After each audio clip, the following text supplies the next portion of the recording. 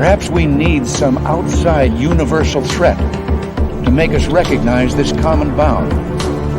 I occasionally think how quickly our differences worldwide would vanish if we were facing an alien threat from outside this world.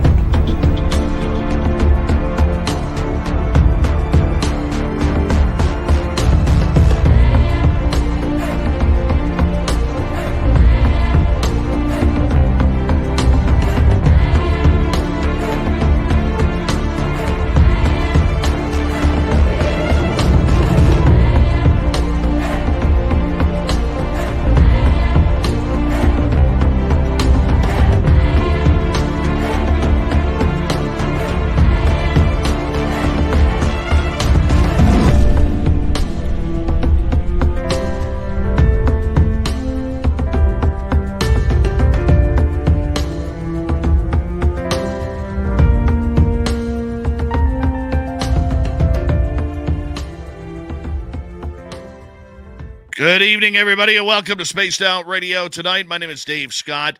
So glad you are here as we got two great authors coming in on us, Frank Falzon and Duffy Jennings. They got a brand new book on true crime, on San Francisco Homicide Inspector 5 Henry 7, my inside story of the Night Stalker, City Hall murders, Zebra killings, Chinatown gang wars, and a city under siege. We're going to get to them momentarily. Yeah, it's an actual night off of UFOs and the weird stuff to get to some true stories here tonight. And before we bring Frank and Duffy on, let us say hello to all of you in our chat room so far on YouTube. Race fan in the gold medal position. We got Michael Morris in silver. Penny Van taking home the bronze medal tonight. We have Logan L. and let's see, who else we have? Roy Boy. How you doing, man? And let's go. There's Gong Show and Aussie Sue. How's Australia this afternoon? Or I guess this evening for me, but this afternoon for you. Tomorrow, that is. Brad Ford, good to see you. Rui from Portugal, welcome back. Crystal J, thanks for joining us. Hi, Brown Dwarf and Paramar, 405er, Millennium, good to see you guys. Thanks for coming on in. Pixie Lara and Bigfoot Rob, how you guys doing? Hi, Monica and W. David Page, thank you for joining us tonight. Jessica will be signing autographs after the show. Line up to the left of the studio if you don't mind. To the left of the studio. Robert Lamoth, how are you? Thanks for coming on in. Sweet Donna C, nice to have you back. Digger Dog, good to see you. And Pink Volo. There he is, ladies and gentlemen. It's Doug Shelby. The Doug Shelby has arrived, which means we can officially start this show. Shiro Sounds, Lurks a Lot. How you guys doing? Derek Ning, thanks for coming on in as we continue on with our roll call tonight. Hello to Chris Teen, good to see you. Silent Listen, how you doing? Silent Listen will be signing autographs after the show as well. Line up to the right of the studio if you don't mind. To the right of the studio. Aliens UFOs, good to have you here. Obi Flett, nice to see you. As that picks us up in the chat room. Richard Elmore, good to have you back, my man. That will increase the chat room. It will. People just aren't used to us doing the old true crime. Tonight is going to be great, though. Frank's an ex-police officer. Duffy's an ex-journalist. They came together to write this great book. We're going to get to it here in just a matter of time. Want to remind all of you that the Super Chat is open. Hello, gorgeous Kira. How are you? The Super Chat is open. It is a wonderful way to support what we do on this show on a nightly basis. So thank you so much to everybody who will give tonight.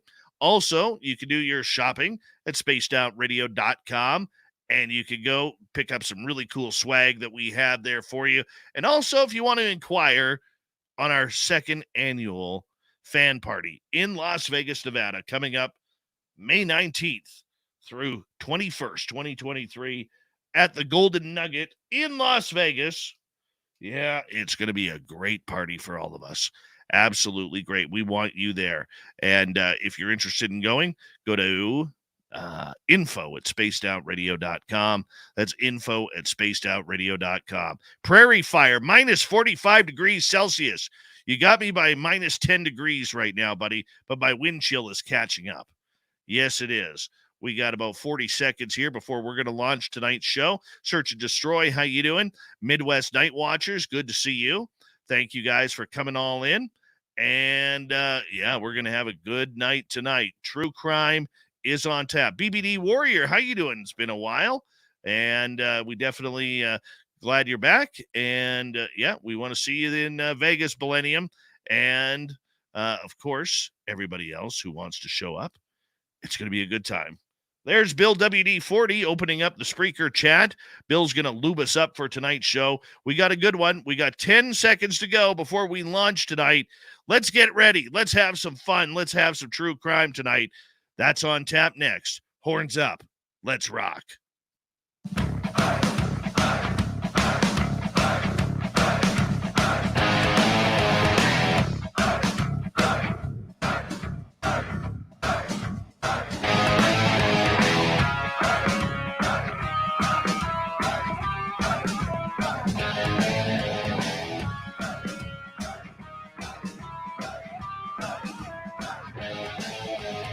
From the snowy mountains of central British Columbia to you listening around the world, this, my friends, is Spaced Out Radio.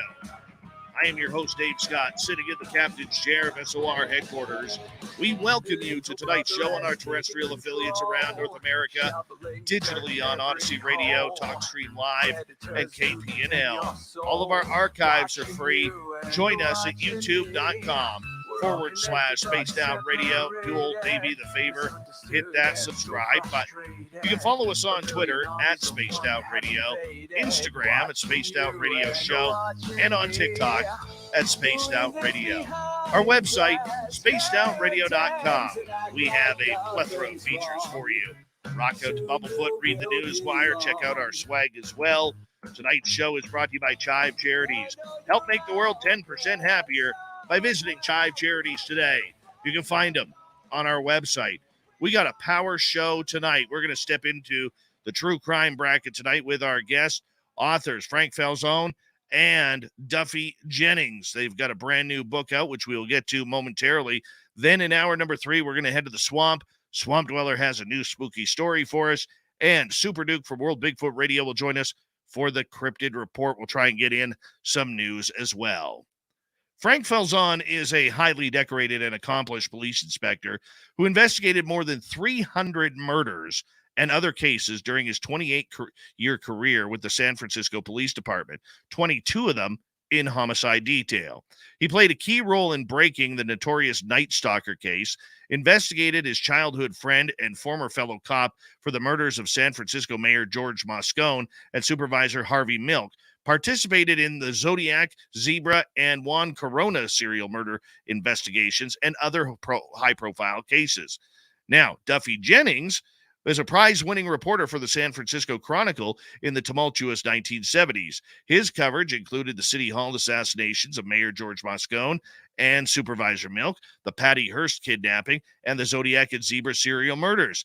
Put these two together, you have a great book that can be found on Barnes & Noble and on Amazon called San Francisco Homicide Inspector 5 Henry 7. My inside story of the Night Stalker, City Hall murders, zebra killings, Chinatown gang wars, and a city under siege. You can get the book right now. This is one you want to add to your library.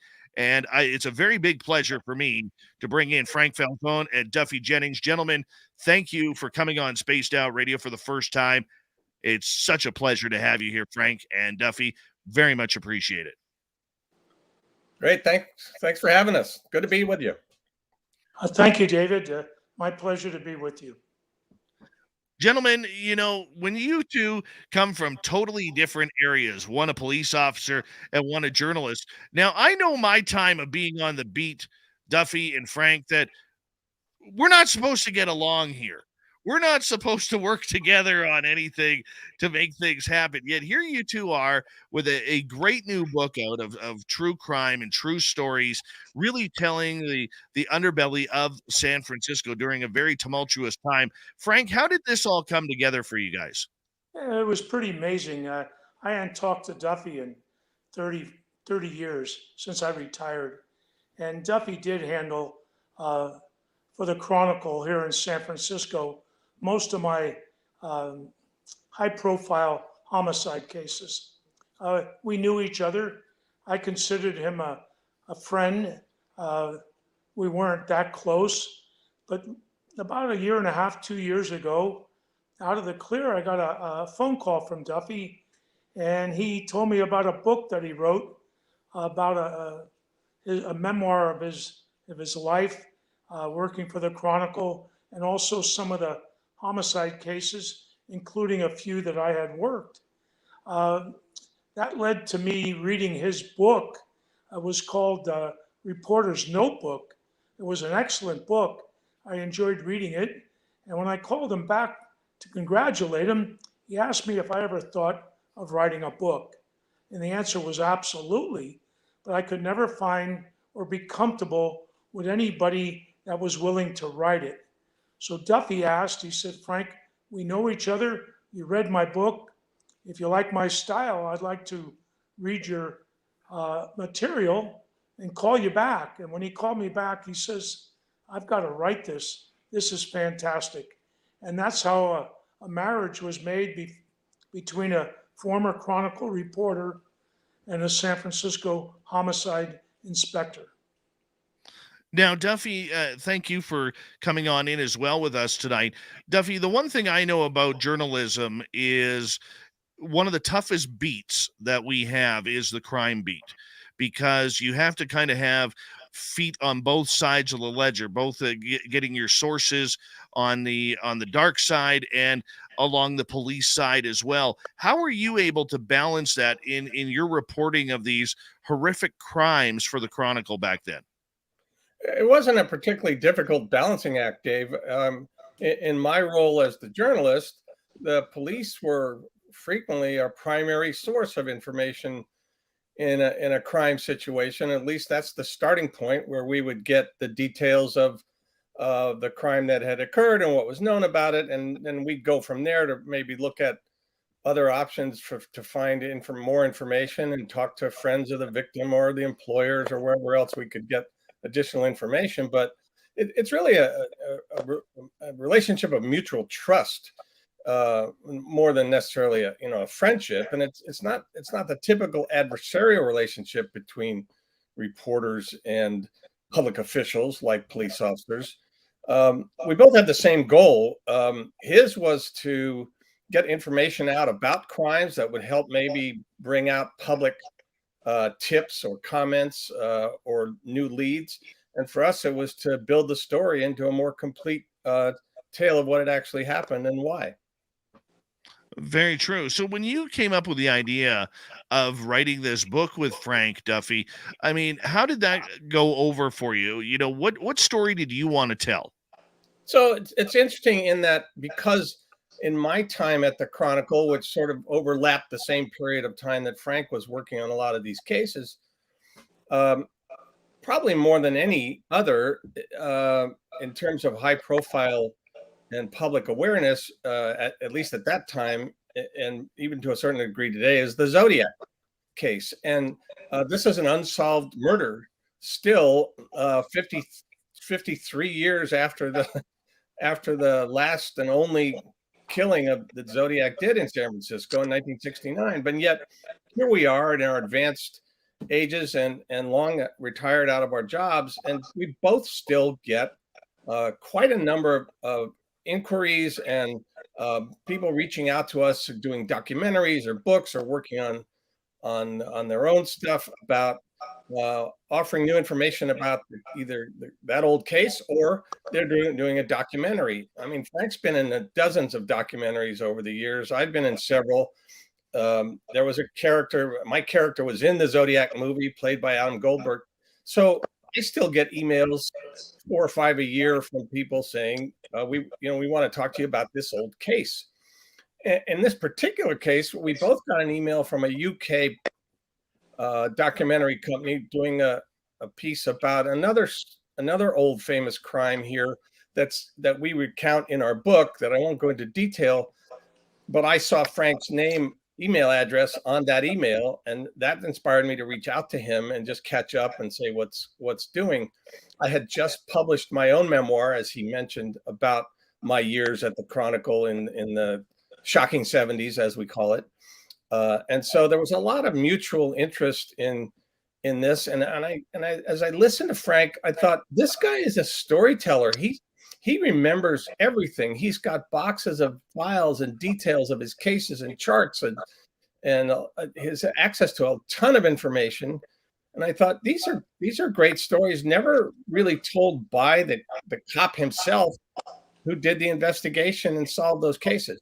So when he started telling me about the Night Stalker case and the case with his old friend Dan White, who killed Mayor Moscone and Supervisor Milk, I said this story has to be told. So it was very easy for us to both agree to sit down and start working on telling these stories. And we ended up with 13 of his most prominent, interesting, high-profile cases in this book, and the response has just been phenomenal. Excellent. Frank, I want to bring you back in here for a moment. I mean, take us back to the 1960s, 70s. You know, I mean, for some reason, the West Coast from Northern California right up to British Columbia was absolutely filled with serial killers everywhere. It seemed like it was the popular thing to do back then, which is grotesque as that sounds. But when did you start noticing the trend of these psychotic killers? You know, David, you brought up a good point. To me, it all seemed to start with the Vietnam War and people returning home from that war. And if you think about San Francisco, the first place I wanted to be as a cop was to be as a homicide inspector. And once I got into detail, I wanted to work the big cases. Well, it became insane. It seemed like every day I went to work, there was a new big case breaking. We had the zebra killers, we had the Zodiac, we had the Night Stalker, we had the Symbionese Liberation Army, we had the Black Liberation Army, we had Patty Hearst. It was all happening about the same time, and it seemed like every day it was sheer bedlam in the homicide detail. We were so fortunate to have such dedicated men at that time, and we didn't know we were right in the middle of a storm. We had a job to do, and we did it. And I'm so proud of the men that I work with and the success we had in clearing so many of these brutal cases. It was nightmarish, but for me, I couldn't wait to get to work and to see what was going to happen next. It was both a crazy time and a very thrilling time to be working as a homicide inspector trying to solve the tough cases. When you got that first call for the Zodiac killer, because that's obviously the most popular one that still goes on today, how did you get involved with that case? Well, I got involved in the Zodiac case when it was pretty much dormant. The two inspectors that had it was Bill Armstrong and Dave Tosky. Those were the two original investigators. The Zodiac gets so much attention, and the fact to be told is there was only one murder that we know of, and that was a cab driver named Paul Stein. That was the one murder case in San Francisco. But because of the attention the Zodiac brought to himself with his cryptic messages and the fact that he was sending these messages to the Chronicle and threatening to kill busload of children, it was front page story for a long time. But for me, in the early 70s, the big case was the zebra murders. It got very little attention because the subject matter was not something the media wanted to play up. At that time, there was a group of, they called themselves Death Angels, that were part of a Muslim mosque out on Geary Street in Fillmore in San Francisco, who decided to try to start a race war. And they independently went around and killed, that we know of, 15 people in San Francisco. They would just walk up and randomly kill a man, a woman, child. It didn't matter as long as they were white. And that was really absorbing the media's attention, particularly in San Francisco, not much out of San Francisco. Uh, Today, historians say there was probably 72 of these death angel murders throughout the state of California. So the zebra got a lot of attention, and we ended up arresting 7 individuals. 4 of them went to trial. They were convicted of first-degree murder. My partner and myself personally arrested 2 of those individuals, and they are now, they're all deceased except for 1 who's still in prison. See, that surprises me, Frank, because I look at San Francisco as an outsider, and it is such a beautiful multicultural type city like Vancouver is, where I grew up close to, that you wouldn't think that there would be that sort of violence out of ignorance like that. Well, you're absolutely right, David. What we witnessed and the times you're talking about is when I was a young boy. You take 1957, I was a sophomore in high school. San Francisco Police Department had 27 murders. And on Christmas Day, they solved the 27th case. They solved all of them. Well, during the 70s, we saw that number jump up to 150 murders in 1 year. And they were not your average cases where it was husband, wife, boyfriend, girlfriend, neighbor. These were cases that were real whodunits, and you had to really question people, actually beg people to help, look through anything and everything possible, under every rock, turn over every stone, and look behind every bush, because we didn't have the technology that investigators have today.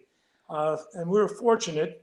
We weren't solving 100% like they did in 57, but we always produced very, very high solve rates. And for that, I was very pleased to be part of a very elite team in the San Francisco homicide detail. I want to bring Duffy in here for a quick second here. Duffy, being part of a legendary newspaper like the San Francisco Chronicle that you were for a dozen years, I mean, covering the zebra killings, covering, the remnants of the Zodiac killer and what was going on there. I mean, those were exciting times for a journalist. It was pretty much ground zero for what one crime historian called the golden age of serial murder in Northern California at that time. And touching on your question to Frank about, San Francisco, you're right about the San Francisco of the mid 1960s that opened its arms to thousands of young people coming from all over the country for the Summer of Love and Flower in Their Hair. But because of the war and the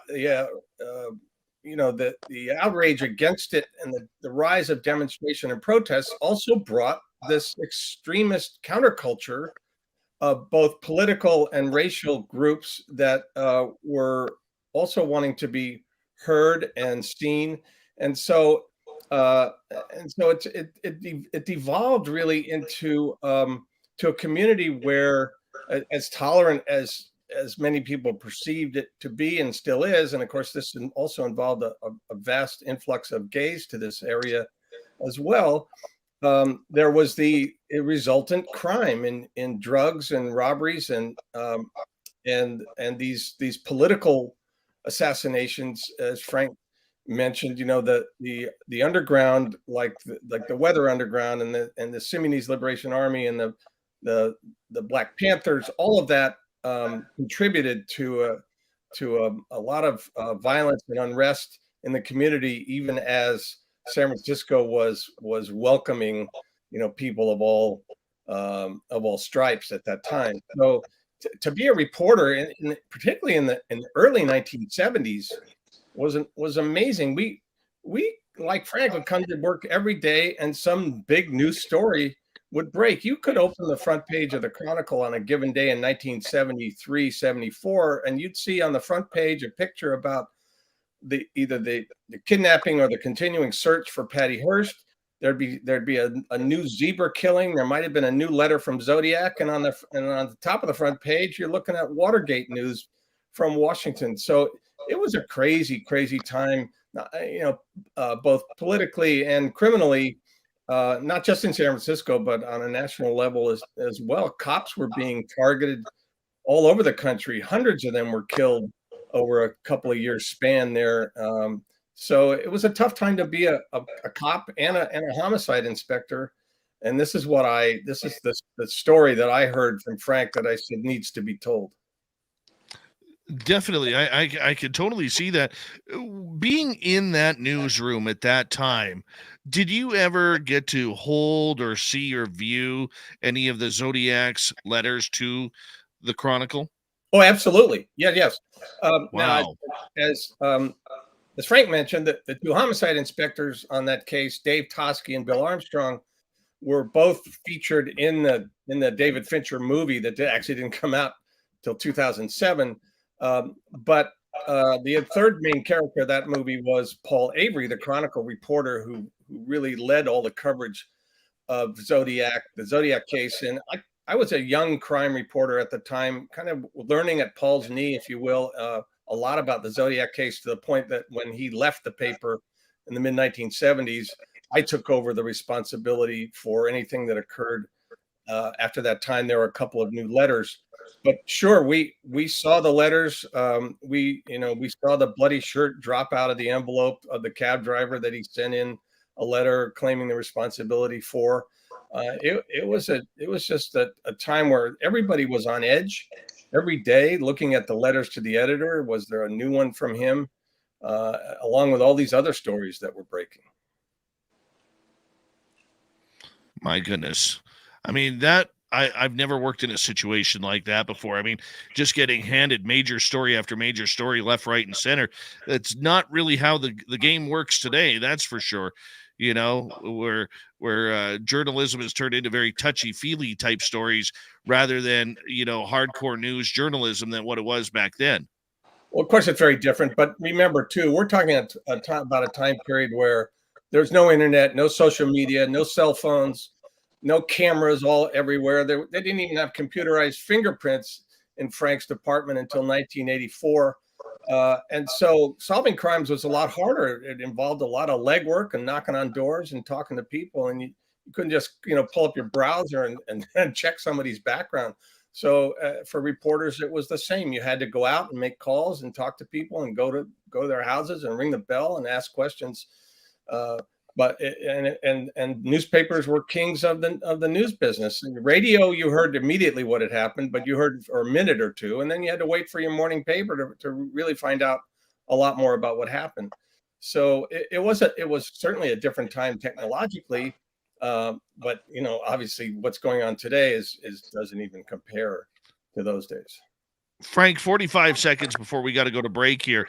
For you, I mean, that had to be a lot of sleepless nights back then. Well, everything seems to happen when the bars close at 2 a.m. So yes, a lot of sleepless nights, a lot of nights when you just get home, you don't even get a chance to put your gun away and handcuffs and your badge, and the phone's ringing, and you have to head in to another crime scene, another murder.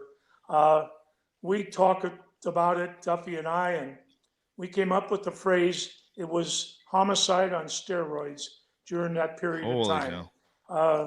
There were killings, it seemed like every day, sometimes 2 or 3. Wow. Frank, I'm going to get you to hold on right there. Duffy, please stick around. Frank Falzon, Duffy Jennings are here. They got a brand new book on Amazon and Barnes & Noble. San Francisco Homicide Inspector 5 Henry 7, My Inside Story of the Night Stalker, City Hall Murders, Zebra Killings, Chinatown Gang Wars, and A City Under Siege. We'll be back right after this.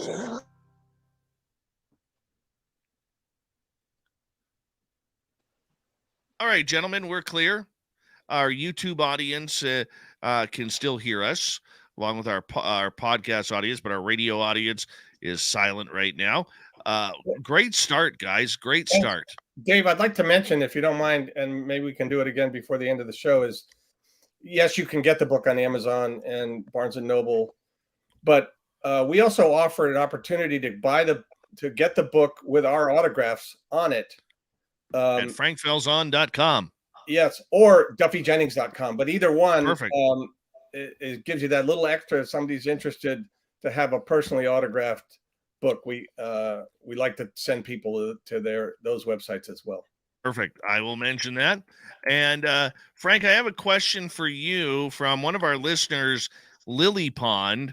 My uncle was a San Francisco homicide detective during the Zodiac spree. Did you know Telly Slutvet? I knew Telly very, very well. Very likable man. And it was a misfortune in Telly's life when he and another homicide inspector named Walt Cracky, they both had heart attacks and they were removed from the homicide detail for health reasons. That opened a door up for me and another inspector that was my partner at the time named Eddie Erlatz. So I actually was a replacement for Telly Sledvet in the homicide detail back in the early 70s. Oh, wow. Wow. Kind of weird how it all comes together somehow like that in the middle of internet radio. Yeah, Telly was a fine man who eventually retired and took over as a starting pro out at the golf shop at Harding Golf Course. A very, very likable man. Oh, very cool. Very cool. Lily Pond says, thank you, Frank. And appreciate you doing that, man. Appreciate you doing that. I was going to wear my New York Yankees hat, but I didn't want to hurt you guys for losing out in the Aaron Judge sweepstakes. Well, we got the second biggest fish. We lost the number one fish. Well, maybe I will. I actually saw your ballpark, drove by it earlier this year for the first time. What a gorgeous area that ballpark's in. It's perfect. I mean, to sit in those stands and look out at the field and then look at the bay and see all the boats out there and all the canoes for all these individuals that want to catch a ball into the McCovey Cove. It's a classic stadium. You would never. Yeah, go ahead, Duffy. Just as an aside, when I left the newspaper, I went to work for the Giants as their public relations director. Oh, nice. And spent 12 years there in the 90s before that ballpark was built and opened. So right. I still had to shiver through the candlestick years. My goodness. At least did you at least get fortunate enough to skip the Jeff Kent years? I did, but I was there for the 89 earthquake, that's for sure. Wow. Yeah, that would have been a hard time, that one there. Well, there were 1,000 media from all over the world in the ballpark for the first World Series since 1962. So Mother Nature had other plans, though. No, yeah, you talk about the 89 earthquake. I had tickets to that game. And I said to my wife, I will live long enough to see another game. You take your dad, and I'll guarantee you will see a game you will never forget. And that was the night of the earthquake. No kidding. Yeah, my wife, and fortunately a police officer in uniform recognized my wife and took my father-in-law and my wife to safety. Wow. I couldn't even imagine what that would be like. And here my claim to fame was having to go through security just so I could watch a preseason Canucks game versus San Jose with the Queen in the building. That was interesting enough. Yeah, I spent 7 years as a reporter for the Vancouver Canucks. Yeah. And that was a lot of fun when I did that. Got to see some. Oh yeah. We can't win squat up here, but that's okay. We got about 15 seconds, gentlemen. Okay, David. I hope you're having fun so far. It's great. It's been a pleasure. Good. Good. All right, guys, 5 seconds. I'm just going to put you back on mute here for a second, and here we go.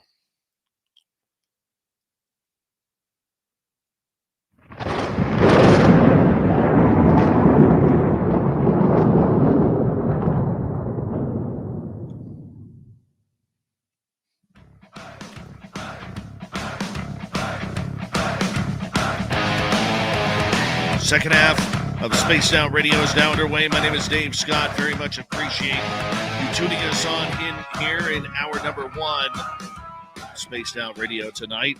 I want to remind you that if you missed portions of this show or others, check out our free archives by going to youtube.com/Spaced Out Radio. Do old Davey the favor, hit that subscribe button. Our website is spacedoutradio.com. We have a plethora of features for you. Rock out to Bumblefoot, read Shirky Poo's Newswire, check out our swag as well. Follow us on Twitter at Spaced Out Radio, Instagram at Spaced Out Radio Show, and on TikTok at Spaced Out Radio. We got a great show about true crime out of San Francisco tonight. Frank Falzon and Duffy Jennings are joining us. One's a former police officer. One is a former San Francisco Chronicle journalist. And together they have come and written a book, a great true crime book called San Francisco Homicide, Inspector 5 Henry 7. My inside story of the Night Stalker, City Hall murders, zebra killings, Chinatown gang wars, and a city under siege. You can get the books at frankfelzon.com or duffyjennings.com, where they'll autograph them for you, or you can find them on Barnes & Noble and Amazon.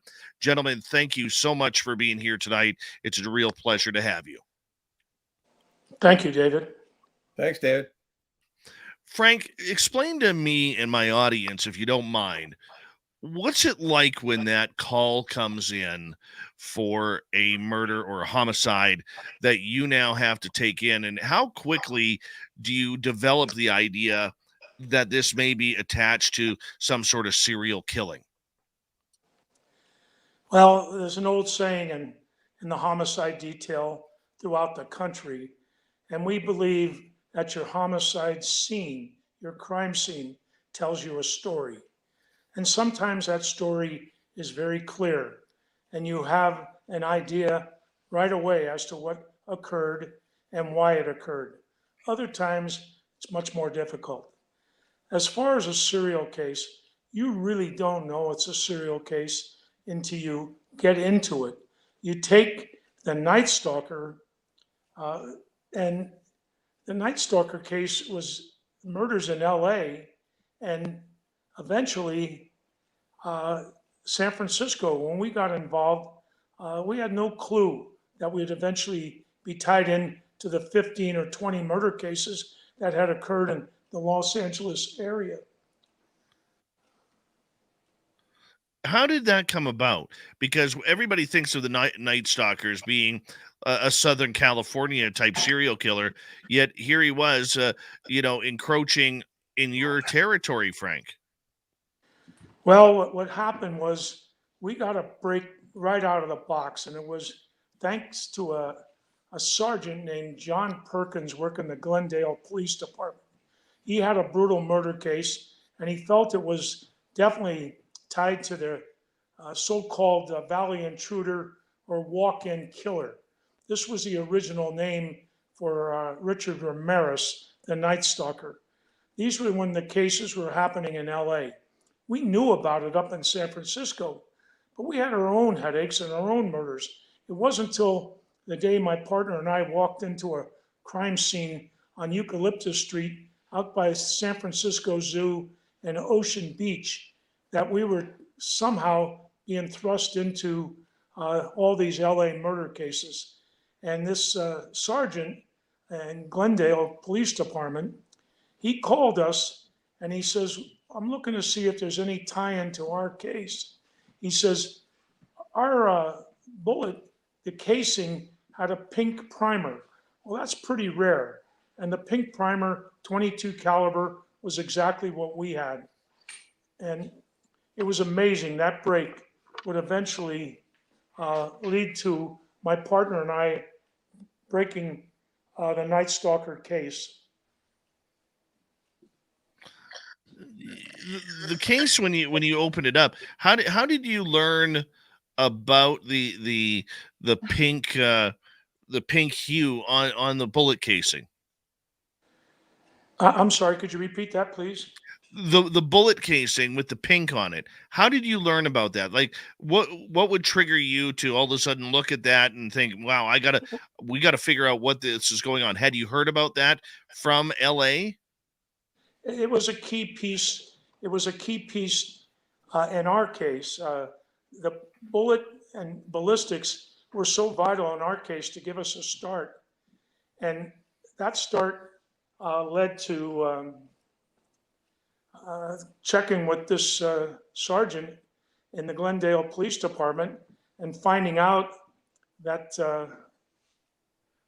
his bullets and our bullets probably were fired from the same gun. And we sent our criminalists down to Los Angeles, and a ballistic match was made.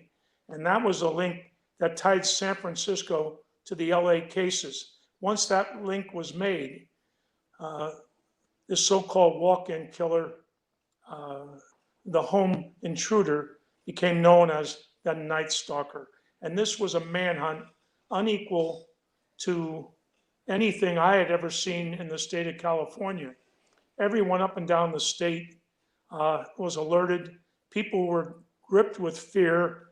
There was terror being portrayed in just about every community. Everybody feared. It was one of the hottest summers, and people had to lock their windows and lock their doors because of the fear of this animal crawling in and killing them. Wow. Now, Duffy, to bring you in here for a couple seconds regarding the Night Stalker and everything, how did you get tipped off to that? So this was an interesting thing when Frank and I first started to talk, and he mentioned to me that he had just been on a Netflix 4-part documentary about the Night Stalker, and I watched it. And Frank's interview is, takes us largely the third episode, in which he describes his role in the case. And I thought, this is a fascinating piece of police work. And when he told me the story about this killer who'd walked into this home of this elderly Asian couple in the middle of the night, crept into their bedroom, shot the husband in the head, killed him instantly, and then shot the wife, and then raped her and tortured her, and then just so cavalierly left their bedroom, left her for dead in the bedroom, walked into the kitchen, helped himself to the leftover food in the refrigerator from their dinner, vomited on their kitchen floor, and then went into the living room and scratched a pentagram on the wall, a symbolic, satanic symbol, and wrote Jack the Knife underneath it. And then above all, the most bizarre thing is Frank looked down, and there was no mistaking it for a puddle of fresh semen on the floor, and this killer had pleasured himself while praying to Satan. And when I heard this, which I'd never heard about the case before, I said, this has to be the opening chapter of our book. It's actually the first 4 chapters, how Frank got involved in that case and solved that case. So I had heard a little bit about the Night Stalker before that, but I hadn't read any books, and I didn't, this was 1985. So we're talking about a long time, 20, 30 some years since that. But his remarkable recall of the detail of the case and telling it to me, I said, people have to hear this. Yeah, no kidding. I could just imagine what that's like. Frank, when you have a story like the Night Stalker, which you're hearing of all of these grotesque, just insane type of murders in a spree down in LA, as a police officer, when it all of a sudden invades your territory, how does that affect you in the way you do your job in investigating that? Is there an immediate fear on that? Well, what we did, my partner and I immediately flew down to Los Angeles, and we spent 3 days working with the Los Angeles Sheriff's Department, the Los Angeles Police Department, and we gleaned everything we could on their 15 murder cases. And it was definitely, every one of them, very similar to our murder case. We knew we were looking for a very sick, disturbed, psychotic killer who, like Duffy said, did satanic worshiping and pleasured himself because the devil was his guardian angel and would keep him safe as long as he did heinous criminal acts and offered them up to the devil. It was like no other case I'd ever worked. What we did when we got back from Los Angeles is I pulled every burglary report over a 3-month period in San Francisco. And lo and behold, one of the burglary reports I pulled was a burglary out at Baker and Lyon Street in the Marina District. A dentist and his wife had gone out to dinner, and they left the niece and her girlfriend, who were downstairs asleep in their house. And around 10 o'clock, the Night Stalker crawled through the bathroom window after making a makeshift ladder, climbed into that bathroom window, left a fingerprint on the glass, got into the bathroom. Fortunately, he ransacked the house, took all kinds of jewelry upstairs. He never got downstairs, thankfully, because the dentist and his wife returned home, and they were in the process of using the garage door opener to open their garage. When he peeked out of the window, we know that because the drapes were disturbed, and we could see that he had looked out, saw the dentist returning, and he left by the front door when the dentist was coming up through the garage, up the staircase with his wife. Fortunately for them, and fortunately for the young niece and that daughter, the Night Stalker never found them. But that report, ironically, was made by a Northern Station police officer that turned out to be my oldest son, Dan Falzon. And Dan's report was very thorough. And we learned that a bracelet taken in that burglary had been recovered down in Lompoc, California. And this would be the break like none other that blew this case wide open. Incredible. That bracelet, go ahead. No, I'm just paying attention here. That's just incredible how that bracelet could do that. Well, the break was that the dentist had inscribed his driver's license number on the inside of the bracelet. We got a match. I called the sergeant down in Lompoc that had an informant who had turned in the bracelet. And I asked him if I could speak to his informant. He said adamantly no. He said, "This is my informant. I'm not giving him up." And I said, "Sergeant," I said, "with all due respect, if I find out that you're withholding evidence, and I can prove you're withholding evidence, and somebody's killed this weekend," I said, "because this animal is killing every week, I'm coming down there personally and putting you in handcuffs." He told me to calm down.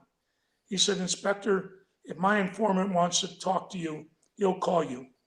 Well, within minutes, I got a phone call. This informant told me he got the bracelet from his mother. She lived over in San Pablo. I got the address and her phone number.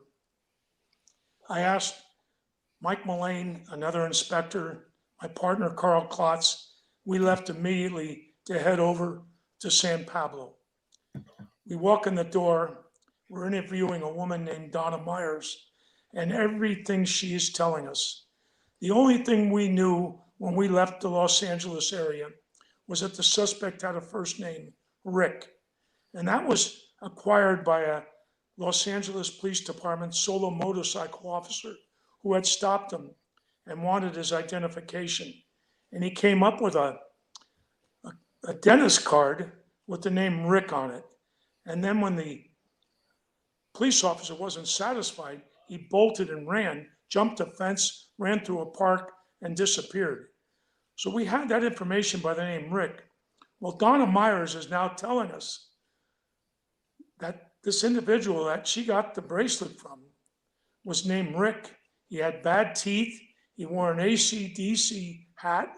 He wore a members only jacket. All the details that witnesses had provided to us from the LA Police Department, Sheriff's Department, and from our own investigation. So everything was matching up, and my adrenaline was beginning to flow. I was really pumped because I knew we were on the trail. So I said, how did you get the bracelet? And Donna says, I got it from my boyfriend, Armando Rodriguez. Armando and Rick were best friends. They came here from El Paso, Texas, and they're best friends. And I said, where's Rick live? She said, El Sobrante. El Sobrante is just a few miles away from San Pablo. So I left Inspector Mike Mullane with Donna Myers. She was not to use the phone. Carl, myself, and the San Pablo police officer, we went over to El Sobrante. We got to the house, and there was a huge gate, I'd say 8 to 10 feet high, 10 feet wide. The house was up a road and set back. I looked across the street, and there was the El Sobrante Fire Department. Went over there, used their phone, called the house. Armando answered. I told him, it's important, I have to talk to you. I'm from the homicide detail. I made him believe I had information maybe about his family. I never said that, but that's what I inferred. So he finally agreed to meet me down at the gate. Well, when he shows up at the gate, he's got 2 growling Doberman pinschers with him, and there's a steel gate separating us. And I said, Armando, there's no way I'm going to talk to you with 2 dogs growling in my face. If you want this important information, come out from behind that gate. I turned my back, started to walk towards the San Pablo policeman's car. And when I turned around, thank God, Armando had stepped out from behind the gate. The dogs were on the other side. And now I was face to face with Armando. And I said, Armando, I have information that your good friend, your buddy, Rick, is the Night Stalker. I need to know his last name. And he said, let me tell you something. I know firsthand my friend Rick is not the Night Stalker. He was killing people, the Night Stalker in Los Angeles, and Rick was up in San Francisco. And when Rick was up in San Francisco, people were dying in LA and vice versa. He's not the Night Stalker. I said, it's not your job. That's my job. I need to know his name. And he started cussing at me, F you, MF. He called me every name in the book. And so I said, well, you're under arrest for possession of stolen property. That bracelet was definitely stolen. He was linked to a hot prowl burglary. I patted him down. My partner, Carl, instinctively opened the back door of the San Pablo police car. I put him into the back seat. The San Pablo policeman got into the driver's side behind the steering wheel. My partner got in the back seat next to Armando. I got into the front passenger seat. I leaned into the back. The car wasn't moving. I could see out the back window 6 El Sobrante firemen standing on the sidewalk, watching every move we were making. The San Pablo cop was not moving the car. So I said, look, Armando, please help me. We can't let Rick kill anymore. It has to stop today. I'm looking at this guy who was an alleged Satanist also, and I'm looking at him, and I didn't realize I had closed my right fist. So when he saw my fist closed, he came up with his fist, called me an MF, swore at me several more times. He says, you want to fight, you MF? And once his fist came up, I learned a long time ago, you don't take that first punch in the face. My right hand flew into the back seat. I hit him right below his left eye. He fell over onto my partner, Carl. When he came back up, Carl pushed him up. He dabbed his left eye, and he could see some blood on his finger. he had a small gash under his eye. And now he's calling me every name in the book. UMF, you think you're a tough SOB. Well, I'm not afraid of you. And his fist come up a second time. Is that as hard as you can hit? He says to me. I said, no, I'm not a tough guy. And that's not as hard as I can hit. And at this point, I lost it. And I had never done this in over 300 cases of interviewing suspects. Never used my hands. And I looked at him, I said, you know, Armando, I am going to show you how hard I can hit. And I put my fist up against the windshield and I started over the top as if I was going to land the most powerful blow I could. And I said, pretty boy, I'm going to split you all the way from your top of your head down to your behind. And just as I'm coming over the top, he fell back, made his arms into a cross, and he hollered, Richard Ramirez, Richard Ramirez. Those two words broke our San Francisco Night Stalker murder case and broke all 15 of the Los Angeles murder cases. My mind was in a whirlwind. I got back to the office, called all the agencies involved, and I told them, Richard Ramirez is your suspect. That night at 7:30, all the departments involved, the principal departments, the LAPD, their chief of police, Sherman Block, the sheriff, and his two detectives, my partner Carl and I, and our chief of police, Con Murphy. We had a three-way conversation. And immediately, Sherman Block, the LA sheriff, he says, I want your men to stand down. My chief looked at me and I shook my head. I said, no way. Everybody in the Hall of Justice knows our case is made. We stand down and somebody's murdered this weekend. And they can show that we had information and we withheld it. How's that going to play out in the press? And my chief, thank God, relayed that information. And I give Daryl Gates a lot of credit. He said, gentlemen, I agree with San Francisco. Tonight at 10 o'clock, we're all going to make a broadcast. And that broadcast is going to alert the whole state of California about Richard Ramirez being the Night Stalker. And his picture will be on every newscast, every major newspaper. And within 24 hours, Richard Ramirez was in custody. I'm dumbfounded right now. Absolutely blown away and dumbfounded. You know, you just said goosebumps, I think, down thousands of our listeners at that moment. I mean, when you got that name, did you ever, we got about a minute to go here, Frank, before we got to go to break. Did you get the opportunity to actually interview Richard Ramirez? I never did. Ironically, we were asked by the Los Angeles Sheriff's Department to come down that Sunday and place our murder warrant on Richard Ramirez so that they could work up their cases. So that he was being held on our murder warrant, but by that time he had an attorney and we could not talk to him. But in the end, Armando Rodriguez was a born again. He saw the light. He testified for the prosecution. He was giving immunity. And the last time I talked to Armando, he said, Inspector Falzon, we didn't start out in the best of terms, but I have so much respect for you. He said, thank you for setting me straight. I will never lead a life of crime again. I'm going to college, and he says, I'm going to become a physical therapist. And that's the last time I talked to Armando. He did testify. You know what? Let's hold it right there. Frank Falzon, Duffy Jennings, what a great power book they have written. San Francisco Homicide Inspector, 5 Henry Sanford. My inside story of the Night Stalker, City Hall murders, Zebra killings, Chinatown gang wars, the city under siege. Go to Frank Falzon or Duffy Jennings. Get your autographed copy today.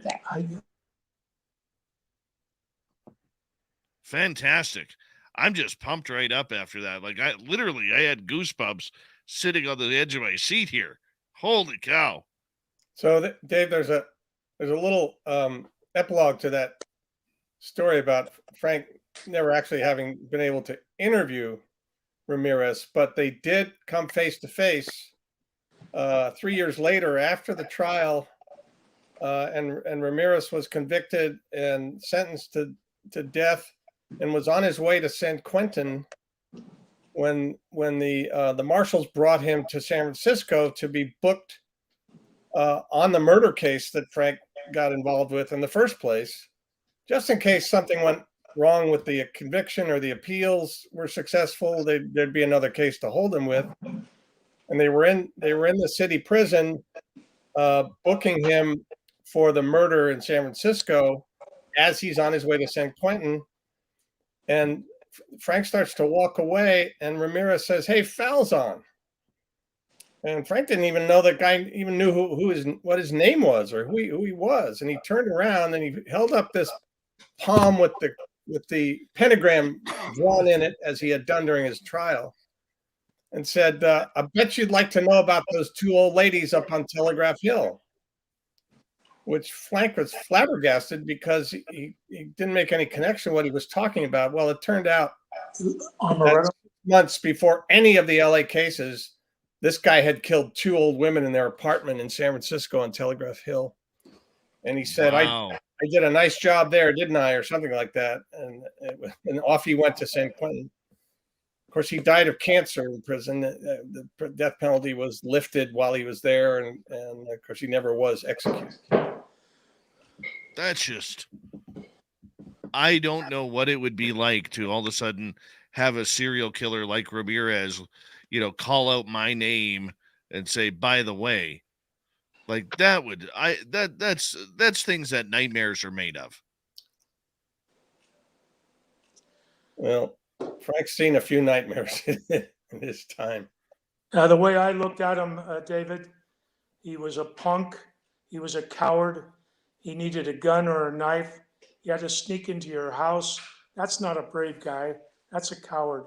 And he had to be high on cocaine. I looked at him like he was absolutely nothing. Wow. Just unbelievable. Unbelievable.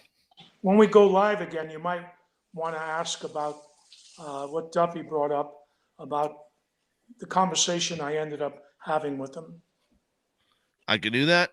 I am pretty skilled at doing that. So You're very skilled, David. well, I hope you gentlemen are having a good time with us tonight. This has just been fantastic radio tonight. Fantastic radio.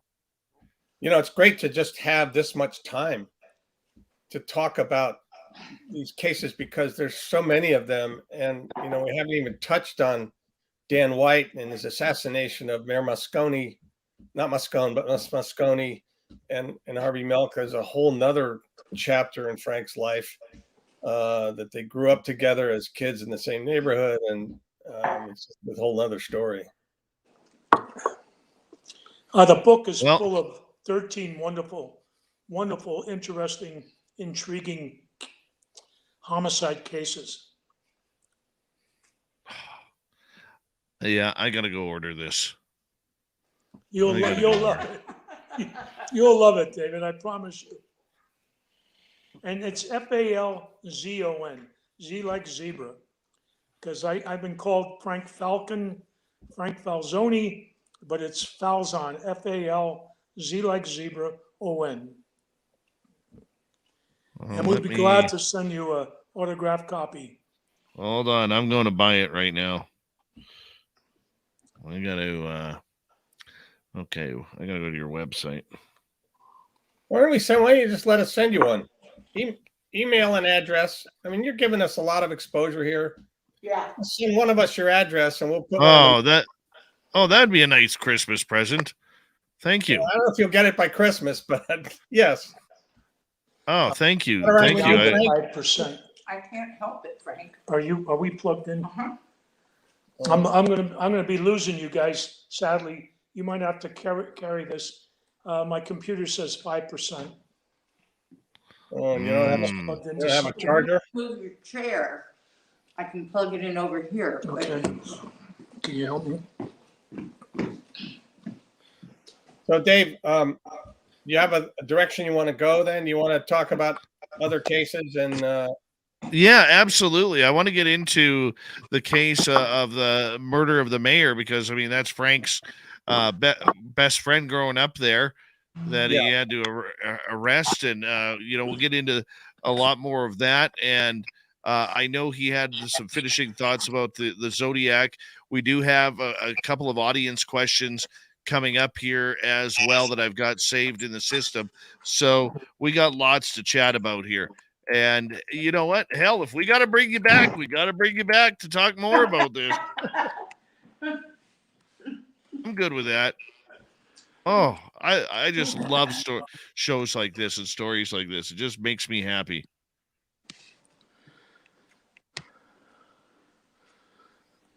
Oh, I've got my charger plugged in. Am I in position? Yeah, you look beautiful.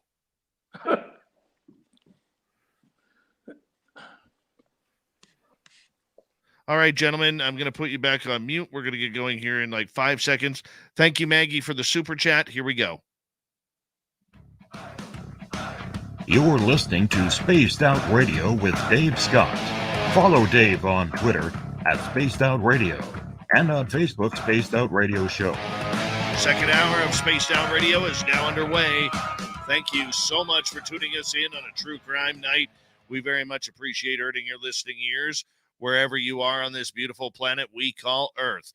Hello to everyone listening in on our terrestrial affiliates around North America, digitally on Odyssey Radio, TalkStream Live at KPNL. All of our archives are free. Join us at youtube.com/Spaced Out Radio. Do old Davey the favor, hit that subscribe button.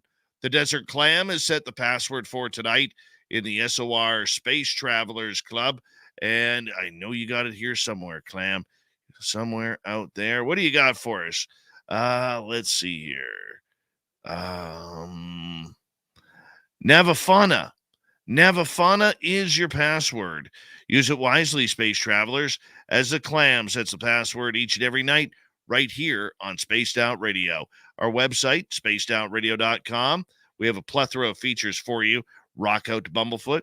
Read the Newswire. Check out our swag as well. You can learn about our Vegas get-together next year. And you can follow us on social media. On Twitter at Spaced Out Radio. Instagram at Spaced Out Radio Show. And on TikTok at Spaced Out Radio.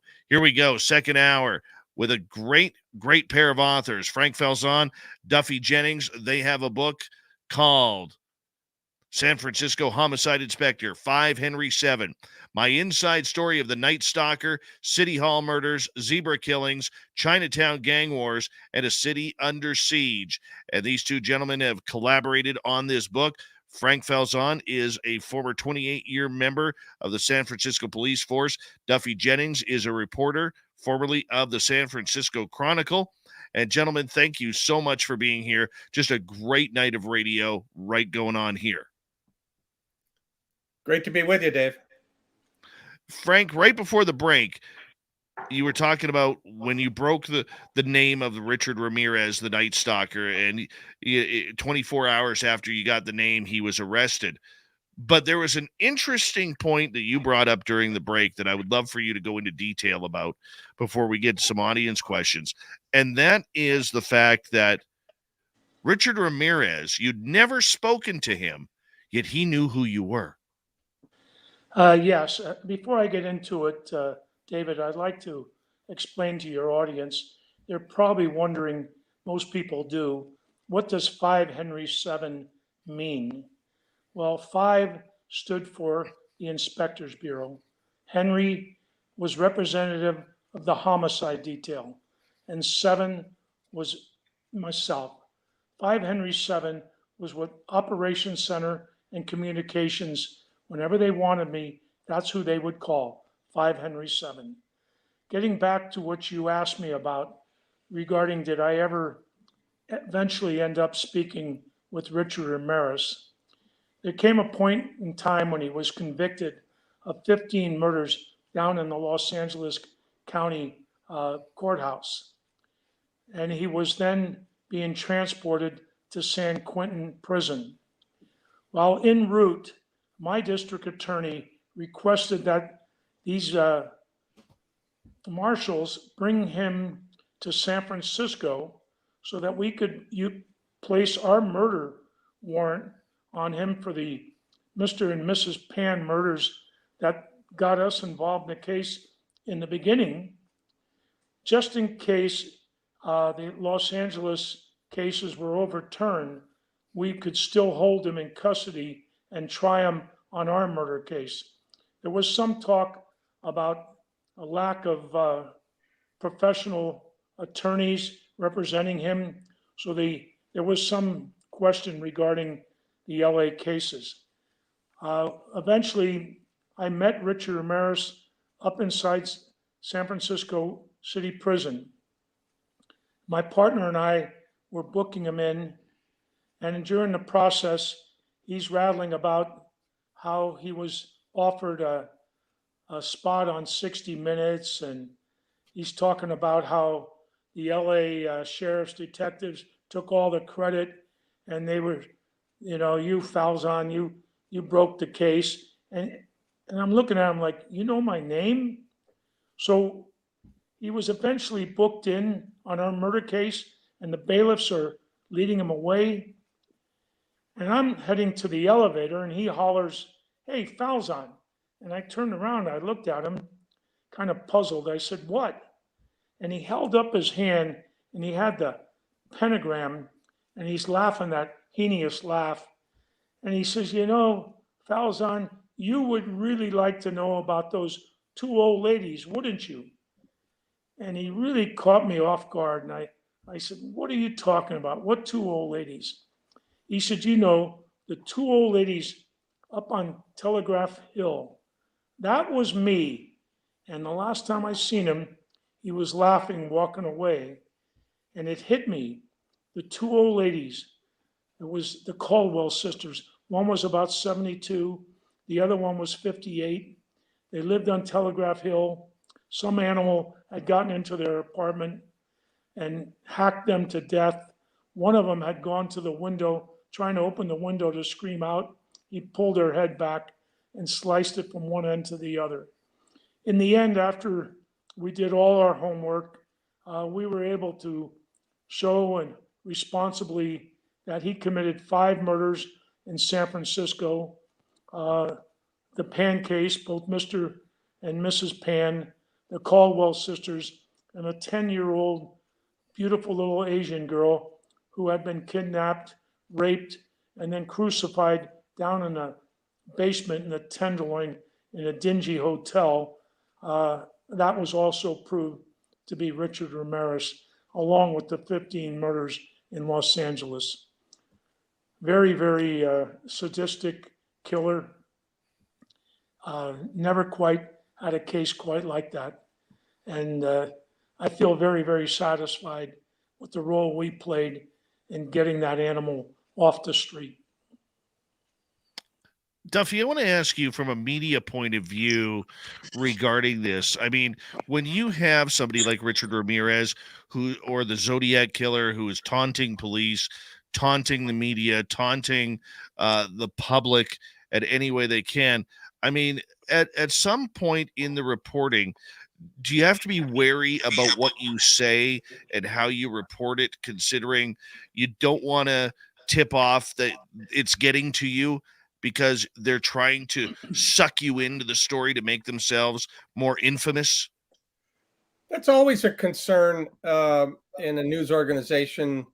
I mean, even as you're doing your best to just lay out the facts of a story, there's always, some personal bias. It's really, really hard to avoid, but you do your best to present a fair case in every situation. And yet, in a situation where a killer or a suspect is making threats through the newspaper, as Zodiac did, and he'd write letters. And Frank mentioned earlier how he threatened to start shooting kids getting off a school bus, picking them off one by one as they got off the bus. Some people might remember this as the plot line in the first Dirty Harry movie with Clint Eastwood, in which they actually used that same plot with a sniper But you have to be careful about threats because, on the one hand, yes, you don't want to panic the community. And on the other hand, as Frank said, if you withhold information and something terrible happens and you find out later that maybe you could have stopped it or at least given people some warning, then that's a worse outcome. So in the case of the Zodiac, for instance, the editorial staff at the newspaper spent quite a bit of time discussing it, but deciding in the end that it was more in the public interest to disclose this threat in the letter from Zodiac and let people at least be wary about it. And of course, it set the whole Bay Area on edge for days afterwards. People kept their kids home from school, or they drove them to school, or they walked them to school, or they made sure they didn't take the school bus. Whatever the results were, I hear from people today, 50 years on, saying they will never forget the nights or the days that Zodiac was active and killing randomly, and who might be next, and they were terrified to leave the house. So yes, it's a difficult decision every time there's a threat. Even today, publicly, threats against buildings, individuals, people, whatever it might be. There's always a decision editorially as to what's the wisest, smartest way to go in terms of disclosing that information. So we didn't have that situation in San Francisco vis-a-vis Richard Ramirez. Right. But everybody in LA was terrified of this guy for months on end. That the killings in San Francisco that Frank talks about all occurred before the LA, months before the LA siege began in the summer of 1985, and so I'm sure it was satisfying for Frank to at least have some resolution about the Caldwell sisters and the other killing of the little girl, just so maybe their families will have whatever counts for closure these days. But yeah, it's always a difficult decision about how to handle threats, and that's where we go back to the beginning of our conversation in the first place, is where it's important for reporters to work closely with law enforcement as to what's in the best interest of the community. Frank, very true. Come to reporters with information about crimes, stolen jewelry. There's a real important case in our book about a terrible crime on Potrero Hill of a young couple assaulted and killed, and the wife was raped and tortured again. And that guy was caught through the disclosure of stolen jewelry by telling the newspaper and the TV station to print pictures of what was taken in case a guy working in a jewelry store would recognize it, or a pawn shop recognize it when it was brought into him. And that's exactly what happened. I want to ask you, Frank, in regards to the Zodiac killer, just one quick question about that. I meant to ask it earlier. Knowing that this case has technically still not been solved, I mean, there's still dozens upon dozens of rumors of who was Zodiac. Why do you think this case has been so difficult to finally put a lid on it? There were two pieces of physical evidence left at the crime scene: a bloody fingerprint, and everybody that had anything to do with that crime scene was cleared as far as leaving that bloody fingerprint. So experts decided that had to be the print of the suspect. That print has never matched up to any of the thousands that it's been checked against. The other piece of evidence was the handwriting samples. And again, nobody has conclusively figured out that those handwriting exemplars matched any individual.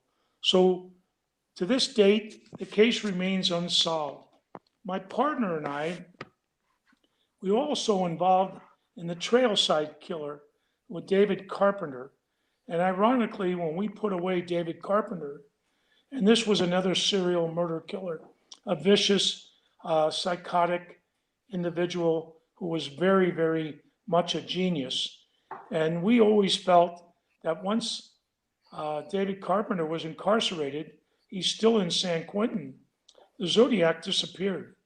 Now, it very well could be that the Zodiac died or he was incarcerated, but we always felt that he fit the profile of the Zodiac, David Carpenter. Wow. Would that be your theory on who it was? David Carpenter was known as the Trailside Killer. He committed all kinds of murders up on Mount Tam and then also down in the Santa Cruz area.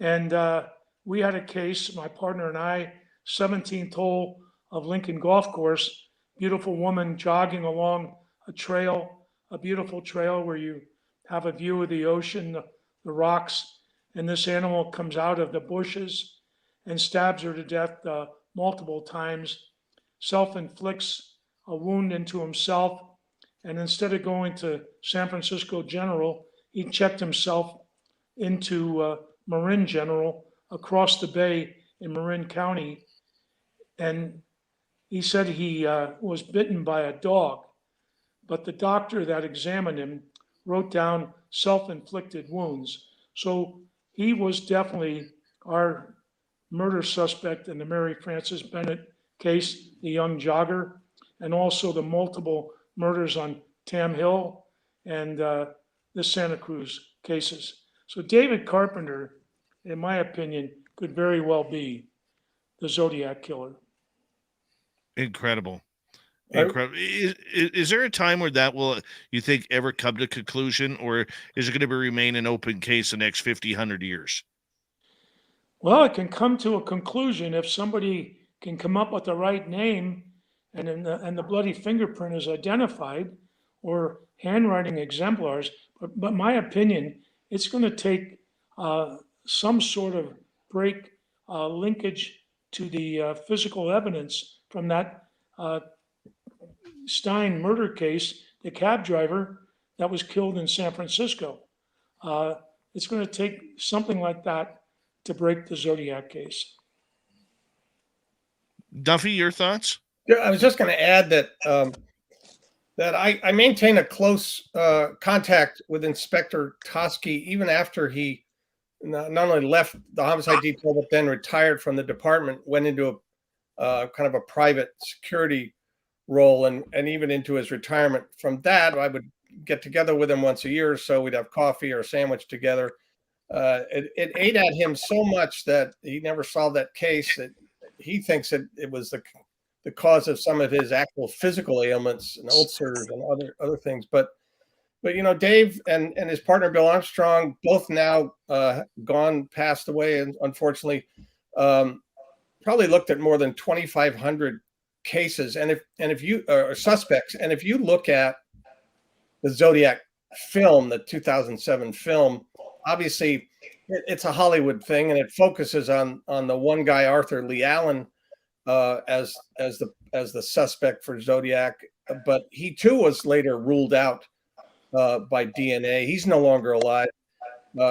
So people ask me all the time, you know, the same question you just asked Frank, and the answer is the same. It's going to be somebody who comes up with something in a closet that, you know, that's actually ties physical evidence to a person, you know, or the fingerprint. And you know, there've been, again, the Chronicle reporter today who covers Zodiac gets 400 emails a year from people saying, I know who this is. This is my father, my uncle, my brother.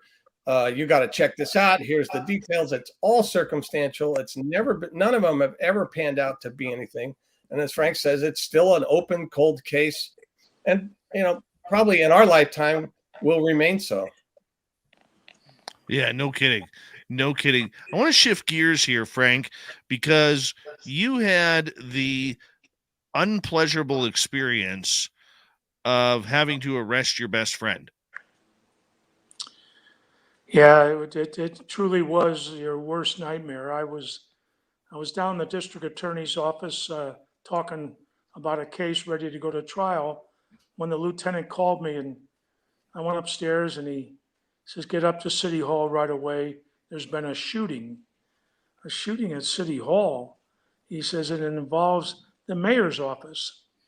Well, if you remember, prior to the shooting of Mayor George Moscone and Supervisor Harvey Milk, 10 days before, there had been the Jonestown massacre of 400 people or more drinking the Kool-Aid.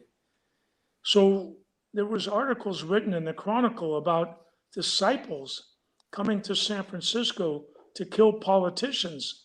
So as I'm driving to City Hall, all I'm thinking about is one of the disciples that got away from Guyana is now in San Francisco and has shot somebody in City Hall. So I arrived at City Hall. My partner and I ran up the staircase, and at the top of the stairs, I met Sergeant Jim Molinari, who was the mayor's bodyguard. And I said, Jim, what do we have? He says, Frank, the mayor is dead. I said, the mayor, George Moscone, is dead? He said, yes. I said, Jim, is there a suspect? And let me tell you, just hearing the mayor's been shot and killed was like a sledgehammer hit me over the head. But what came next was even worse. I said, do we have a suspect? And he says, yes, Dan White. I said, Dan White? Dan White was like a kid brother. He had worked with me at Northern Station. He was an all-star softball player on my state championship team 2 years in a row. He was the shortstop that umpires said to me was the best ball player they'd seen in 20 years. He was a great athlete, beautiful wife, children. Why would Dan White murder anybody? This was the all-American boy, good-looking, well-fit, kept himself in top shape. I can remember like it was yesterday. He walked in the homicide detail. He was now a San Francisco fireman. He says, hey, Frank, as he walked over to my desk, he said, I want you to be the first to know. I'm going to run for city supervisor for our old neighborhood, and I'd like to have your support. I didn't offer him my support. I looked at him, I said, are you crazy? Why do you want to be a city supervisor? You're a great fireman. You're a great cop. You served your country as a paratrooper. Why do you want to be a city supervisor? He said, because that's what I want to be. I want to help our old neighborhood. I said, how are you going to do that? And he says, I'm going to do it the old-fashioned way, Frank. I'm going to knock on every door, and I'm going to tell people who I am, and I'm going to be there fighting for them. Well, he won that election. But also another neophyte, a man named Harvey Milk, was the first gay elected official anywhere in the country. He was nominated in the Castro area where the gay community had settled. And he was also a supervisor. And right out of the box, Dan and Harvey hit it off. Harvey was invited to Dan's son's baptism, one of the few supervisors that was invited. My wife and I were invited. Unfortunately, I was working another murder case. We couldn't go. But that friendship between Dan White and Harvey Milk deteriorated over time. Harvey had his progressive ways. Dan had his more conservative ways. And at that time, the vote was always 6-5, leaning towards the conservative way in San Francisco. So when Dan resigned, it gave Harvey an opportunity to tell George Moscone, we don't want him back. We want somebody like ourselves, very progressive, very liberal. Well, Dan had already seen George Moscone, and George promised him, Dan, you got your job back. If I have anything to say, which he did, it was all up to Mayor Moscone. You have your job back. Well, Dan, unfortunately, when he was leaving the Hall of Justice that day, heard Harvey. Hold that story right there, Frank. We're going to go to break here for the final time with Frank Falzon, Duffy Jennings, their book, San Francisco Homicide Inspector 5 Henry 7, My Inside Story of the Night Stalker, City Hall Murders, Zebra Killings, Chinatown Gang Wars, and the City Under Siege. We'll be back. Son of a gun. Holy cow. On the edge of my seat again. It was a nightmare. I bet. I mean, that's putting emotion into things, that's for sure. Every chapter in Absolutely. the book is like that. Duffy did a hell of a job writing my stories, and none of it is fluff. It's all very factual, and it's very real and very heart-rendering. Don't forget to get his address. So you Yeah, can I'll send- send it to you. Okay. Thank you, David. No, The thank you boss- very much. The boss is here, and she's still coaching. That's right. No problem. Are you familiar, Dave, with kind of what happened with Dan White and the ultimate thing about his trial and the verdict and all of that? No. Being Canadian, that one was a little bit out of my territory. It's a gut-wrenching story. Frank can tell you, I don't know how much time you have, but about it, interrogating Dan, and then there was a trial. So the murders happened in November of '78. The trial happened in May of 1979, and there was a very lenient verdict, and the city rioted. Thousands of people rioted at City Hall and overturned police cars and set them on fire, and a lot of cops were injured. People were injured, but Dan ended up going to prison and serving a little less than 5 years. Oh, wow. But that wasn't the last that Frank saw of Dan White, and there's a hell of a story that happens after he gets out of prison. Well, we'll get into that, and like I said, we'll try and get to some audience questions as well, because we got a few of them built up here as well for you gentlemen, and tonight has been just fantastic. Absolutely fantastic. I was hoping it would go like this, and damn it, we got it. Glad to hear it. Thank you. And yeah, still cold. If Donna wants to come over and bring a blanket over. I did. I left it outside your door. Well, it's frozen now. Oh, I'm sorry. I'll come back with another one. Okay, if you don't mind. Don't get her going, David. I will be down in San Francisco in March. Will you be doing your show from the city? No, I will be emceeing a UFO conference down there. I'm just not sure the weekend yet. I think it's around the 22nd or somewhere around there. And they hold it right by, I believe it's the Doubletree Hotel, just about 10 minutes, 5 minutes up the road from the airport. Oh, okay. Yeah. So I will be down there again. If you like UFOs, you could come join us. That's the fun stuff.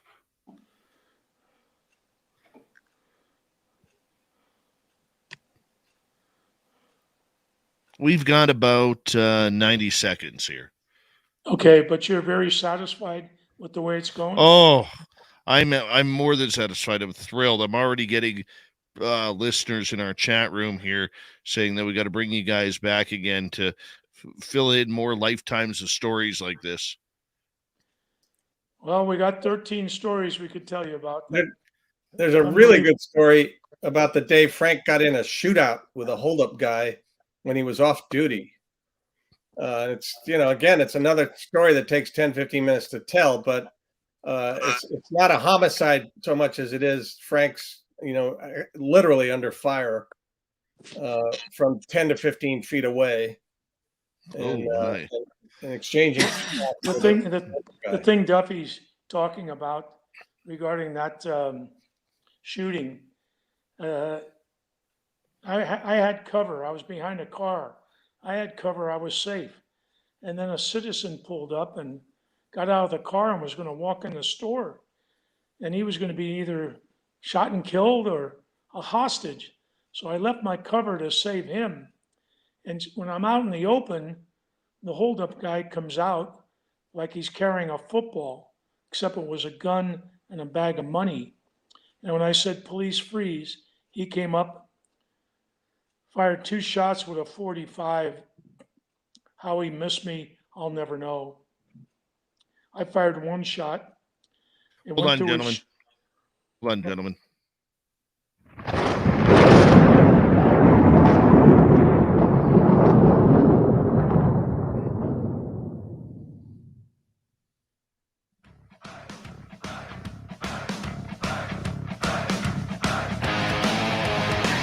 We passed the halfway point of Spaced Out Radio tonight.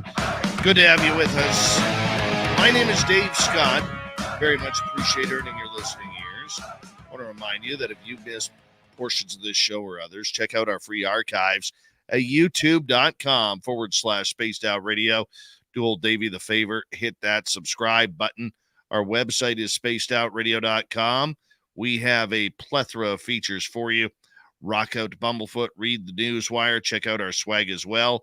Follow us on Twitter at Spaced Out Radio, Instagram at Spaced Out Radio Show, and on TikTok at Spaced Out Radio. For the final time tonight, authors Frank Falzon, Duffy Jennings, they are here promoting their book, San Francisco Homicide Inspector 5 Henry 7. My Inside Story of the Night Stalker, City Hall Murders, Zebra Killings, Chinatown Gang Wars, and a City Under Siege. Frank was a police officer for 28 years. Duffy Jennings is formerly of the San Francisco Chronicle. And right before the break, Frank, you were talking about your friend David White, where he was a suspect in the murder of San Francisco's mayor. Yes, Dan White, I was informed, was the suspect in the killing of Mayor George Moscone. I would find out much later that he also shot and killed on the other side of City Hall, Supervisor Harvey Milk. He intended to take his own life. He went to Van Ness Avenue and Golden Gate. There was a doggy diner, and he put a phone call into his wife, told her what he did, and that he was going to kill himself. She begged and pleaded him not to kill himself, to meet her at St. Mary's Cathedral on Gough Street, about 2 blocks away. So he met her in the church. She convinced him to turn himself in at Northern Station, and that's what they did. So I left City Hall. I was told he was in custody. I went to Northern Station, and 2 of my buddies from homicide had picked him up and brought him down to the homicide detail, placed him in the interrogation room, and waited for me. When I walked into that interrogation room, I was like an older brother figure to Dan. Dan was like a kid brother. We had so much time together at Northern Station, on the ball field. He was just, to this day, I can't imagine him killing anybody. He was a gentleman. I never heard him swear. He was just, in my opinion, a nice guy. And now I'm walking into a room and I'm going to interrogate him. I look at him and I said, "What the hell could you be thinking?" And he looked at me and it was like a pressure cooker, and the lid blew off and tears came streaming down from his eyes, down the cheeks of his face. And he says, Frank, I want to tell you everything." And I looked at him. I said, "Dan, if I'm going to take your statement, we're going to do it right." I left that room, went to my desk, locked up my gun, grabbed my tape recorder, fresh cassette, and I hollered over at my old partner from the days in the Fillmore Beat, Eddie Erdlatz. I said, "Eddie, come in and help me. We're going to interrogate Dan White." So Eddie joined me in the interrogation room. I had no clue. And this would become an issue when everybody wants to play Monday morning quarterback. I had no clue what happened up at City Hall. Cops could care less what's going on in city politics. We're very simple people. All we care about is protecting the city, protecting property, protecting life. Well, now I'm going to question Dan White on 2 murder cases, and I'm totally in the dark. So I advised him of his rights. He said he wanted to talk to me. He wanted to tell me everything. So I said, Dan, go ahead, tell me a narrative. You were a former cop. You were a San Francisco fireman. You had been a paratrooper. So you know how this works.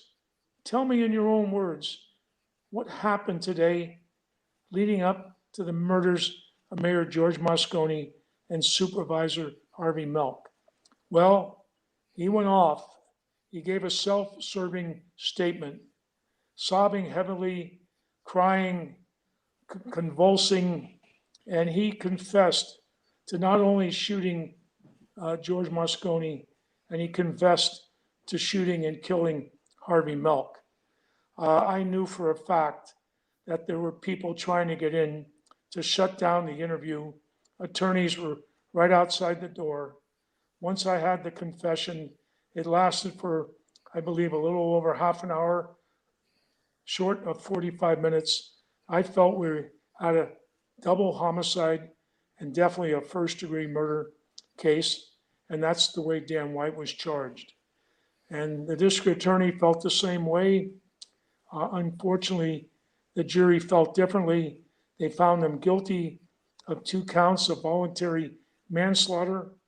It led to the city uprising called White Night Riots. Police cars were lit on fire. City Hall doors were broken. The gays, and justifiably so, were so outraged that they wanted revenge. And it ended up being everybody's worst nightmare that night. Dan went away. He spent short of 6 years in prison, and then he was released. And the media was on it 100%. Everybody was trying to find out where was Dan White paroled. Well, I got a phone call one night. He didn't identify himself as Dan White. He used the name of another officer, one that was a mutual friend, but I knew it was Dan White. And he said, Frank, I need to talk to you. I said, well, I'd love to talk to you. He says, can you come down to Los Angeles? The year was 1984. It was during the LA Olympics. I flew down there. He had told me his family had bought tickets to events. It was track and field and some boxing matches. So I met Dan White in Los Angeles. He was wearing a baseball cap, sunglasses. He was in physical top shape. He was walking everywhere. So the first day was just small talk. I ended up sleeping in the bed that night. He slept on the sofa. The next day, we were at some track and field events, and we were out in the courtyard at lunchtime, and we both went over to one of the shacks, and we ordered hot dogs, Diet Coke, and potato chips. We sat down, and I looked at him. I said, Dan, I got to know, what did I miss? And what I heard next was worse than the first day. It was unbelievable. He looked at me, he says, I really lost it, Frank, didn't I? I said, Jesus, Dan, to say the least. He says, you remember I had 21 bullets? He had 5 in the gun and then 16 in his pocket. I said, yeah. He says, I intended to kill 4 people that day. Oh, Jesus. I always thought it was first-degree murder. Now he's telling me he wanted to kill 4 people. I said, who are your other victims going to be? He mentions Willie Brown. Willie Brown ended up being this mayor of San Francisco just a few years back. Willie Brown was a very strong, progressive, liberal figure in the state of California. He felt that Willie Brown was pulling Moscone's strings, and he mentions a woman who I still to this day, I've never met her. Her name is Carol Ruth Silver. He said, I was going to kill her. She was the biggest snake of the bunch. And, I think I was so overwhelmed that day, I didn't follow up with any further questions because I thought I had covered every base that day. And basically, I did based on the facts that we knew. But now I was being told that it was going to be 4 victims, not just 2. Uh, Sometime later, Dan White returns to the city against Mayor Feinstein's wishes. I get a phone call. Actually, it was a call to my radio car to respond out to Onondaga Street. I knew that area well. My wife was raised in that neighborhood. It's out in the Ingleside district. And when I pulled up, I knew right away where I was. I was at Dan White's house. He had committed suicide. Surprised nobody. I walked into the garage, and there in the ground, there was my friend, the murderer that killed Moscone Milk, had planned to kill Willie Brown and Carol Ruth Silver. He had taped up his car, ran a hose into the back window, had pictures of his children and his wife, and what the jury spared him, the gas chamber, he gave to himself. He was now laying on the cold floor in that garage with a Catholic priest kneeling over him, giving him last rites, and 2 nuns in their full outfits praying on their rosary beads as the priest was administering the last rites. I walked upstairs and I saw his brother Tommy. Tommy was hysterical. He had found Dan's body. And Tommy's pounding the wall, crying hysterically, "Frank, why did Dan do this to me?" And he was wiping away. His nose was running, tears coming down his face. I hugged him and I said, "Tommy, Dan, something happened to him. He's not in his right mind." I said, "He must have felt you were the right person to find him. Dan was the leader of the family after your father died.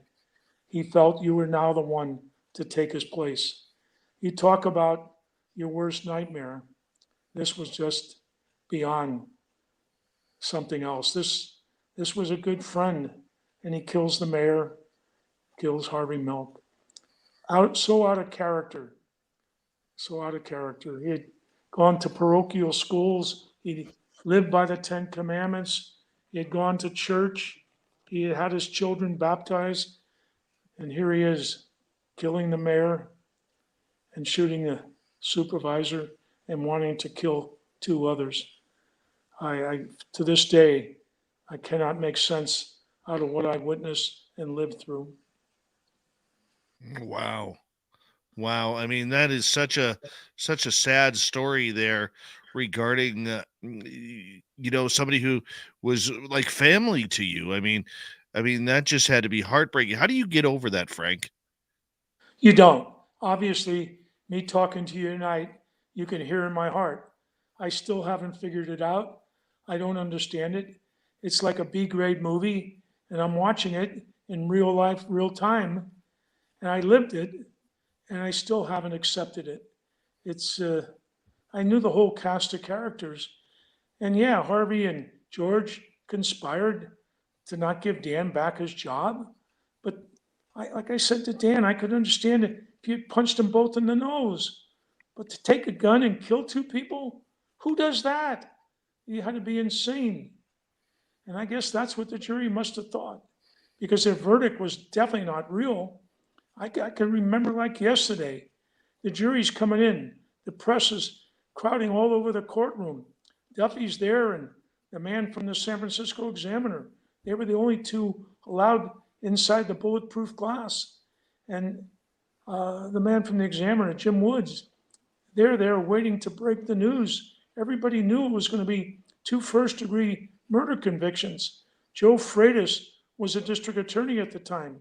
He comes in and he sits down next to the prosecutor, Tom Norman, and myself. He doesn't say anything to Tom Norman. He looks at me. He says, "Frank, what do you think it's going to be?" And I said, "I'm going to be honest with you, Joe. I think the first one they're going to say voluntary manslaughter, figuring Dan White in the heat of passion lashed out at George Moscone. But once Dan White unloaded his gun, walked across, and it's a long walk, and reloaded his gun and went in and shot and killed Harvey Milk, that's premeditation. That's first degree. So I was saying voluntary first degree. Tom Norman, the lead prosecutor, he looked at me. He was very upset. He said, Joe was his boss. Frank's got it all wrong. It's going to be 2 first-degree murder convictions. Well, we were the so-called experts, and we were both wrong. The jury came in and found voluntary manslaughter against George Moscone, voluntary manslaughter against Harvey Milk. Well, the whole courtroom erupted, media people flying everywhere to report their story. My buddy Duffy Jennings writing a headline story. And that night, the White Night riots, and you couldn't blame the people of San Francisco. Justice was not served.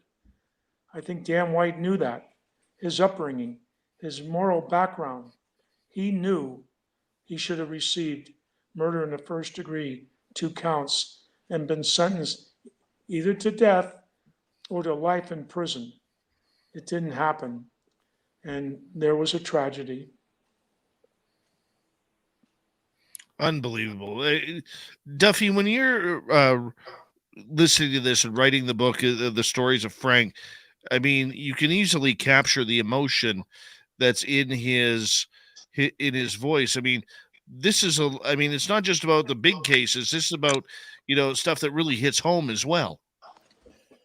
It was an interesting experience for me to write Frank's first person memoir, because I had to really understand his thinking, his voice, his motivation, and really get into his head in order to sit down and write in his voice. And we're both pretty happy the way it turned out. It wasn't something I had done as a reporter before, but I had lived through the same period. I had been the City Hall reporter for the Chronicle for the first 2 years of the Moscone administration. I knew all these men very well as anybody from being with them day in and day out for a few years. And being a reporter, you understand the city and its people. I was just as wrong as Frank and Tommy Norman were about those verdicts. Everybody expected something different. And the gasping in the courtroom when the verdicts were read was unlike anything I'd ever heard or seen before. And that's just what you live with in his business or mine. There are these shocking developments on any given day. You don't know when to expect them, but it's sort of what makes the job, very different from a guy who goes to work in a suit every day and does the same thing, day in and day out all the time. So yeah, he and I are both native San Franciscans. We grew up in different neighborhoods. We both grew up with a love of baseball. We had a lot of things in common that we didn't even realize until we started doing this book. And I think that helped me to kind of understand where Frank comes from, what his background was, why he wanted to do this book, and how good it was going to be just listening to him tell his stories. Yeah, and we're just getting a sample of this. This is just a taste and a sample. Let's get to some audience questions. We got about 5 minutes here for you here. And let's start off with Pam here, who is asking, have you ever learned anything about the Idaho killings, whether they were serial killers, stalker, or just random? Have you ever investigated anything to do with that, Frank? No, I've been following the Idaho killings. I don't know any more than your man asking the questions. I would suspect, and again, this is pure speculation, that one of those young ladies either was stalked and it was a stalking killing, or it was a jilted lover or somebody that she never gave attention to that was in love with her. This was a brutal attack And I would suspect the other people that were killed were just collateral damages. Either they awoke from their sleep and they had to be killed, to prevent the killer from getting away. But I have no knowledge at all. This is all pure speculation. All right, let's move to another question. Bigfoot Michigan Rob, obviously from Michigan. Is it true that on the Night Stalker case that the LAPD purposely or inadvertently held information from San Francisco police to help with the case? No, it definitely wasn't the LAPD. And your questioner is asking a very good question. It was the LA Sheriff's Department. They were so interested in solving this case by themselves, they really were not sharing information. The LAPD, the two detectives in charge, were close personal friends, Leroy Orozco and Paul Tippin, and they shared everything. When that case broke, whenever the media or anybody would talk about San Francisco, the two LA sheriff detectives would say, oh, their mayor, Dianne Feinstein, she almost blew our case. San Francisco almost blew our case. Never once said San Francisco broke our case. And that really hurt. But it definitely was not the LAPD. It was the LA Sheriff's Office. All right, let's go to the Doug Shelby in Missouri, who is asking, Frank, does solving big cases make up for the unsolved so it doesn't drive you crazy? An excellent question. Every case is important. You want to solve them all. Some are a lot easier than others. And yes, the solving a big case, the way I always looked at it, I wanted to be a major league ball player. My skills were marginal, never happened.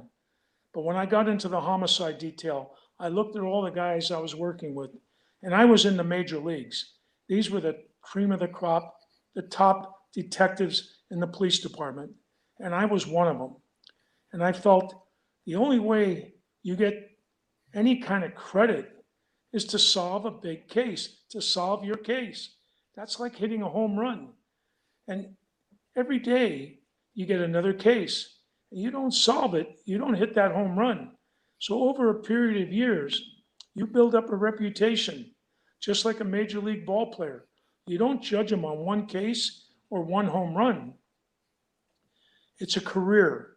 And that's what Duffy and I were trying to show, was a career of success. 20 years in homicide, working over 300 cases.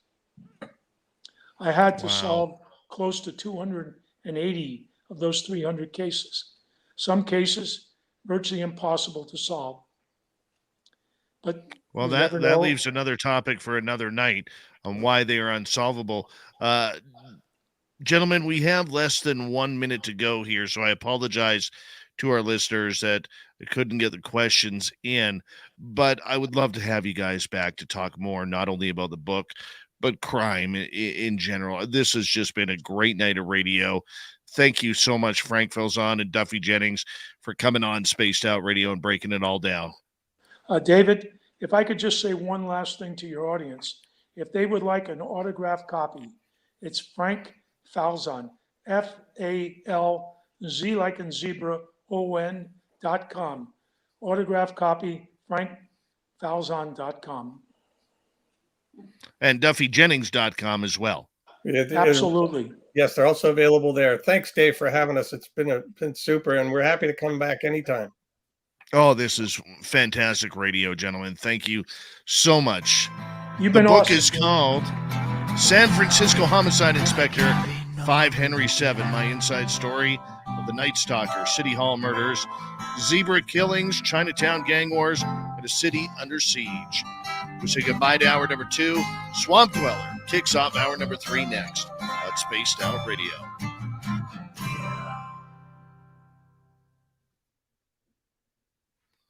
That was fantastic, guys. Fantastic. Great. Glad you had a good time. Oh, I hope you guys did too. Oh, yeah. Wow. It's, it's great. it's great to have, as I said, to have the time to go into some of these stories, and we just barely scratched the surface on a few of the big ones, but Yeah. it's just what people want to hear, and so so we're very pleased about that. I think Frank froze up here just in time. So, It's past his bedtime. yeah, I'm going to let you go, Duffy. We'll All right. talk soon. Great. And thank you so much. I look forward to getting the book too. Send the address, and we'll pop it in the mail. Thank right, you, Jim. my friend. Take care. Thanks. Bye-bye. Bye-bye. Gosh, were they good. They were fantastic. I will be right back. I got to hit the little boys' room. We'll be right back, guys.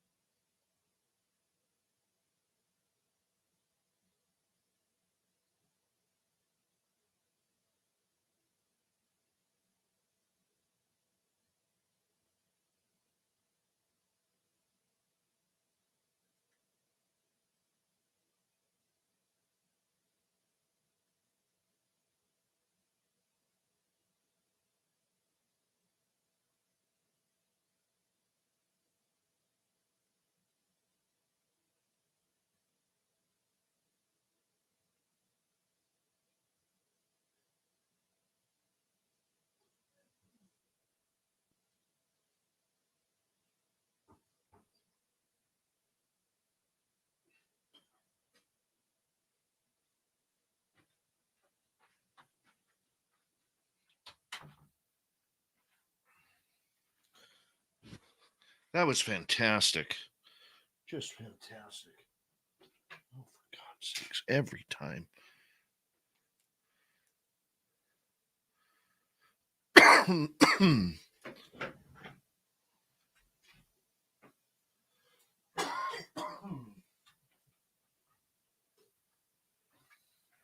Excuse me. All right.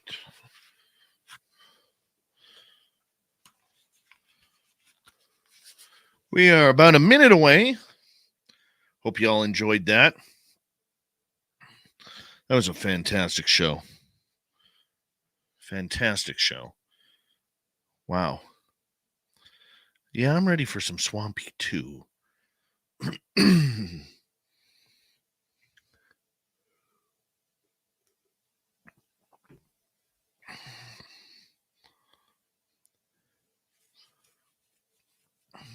Gong Show, how you doing, buddy?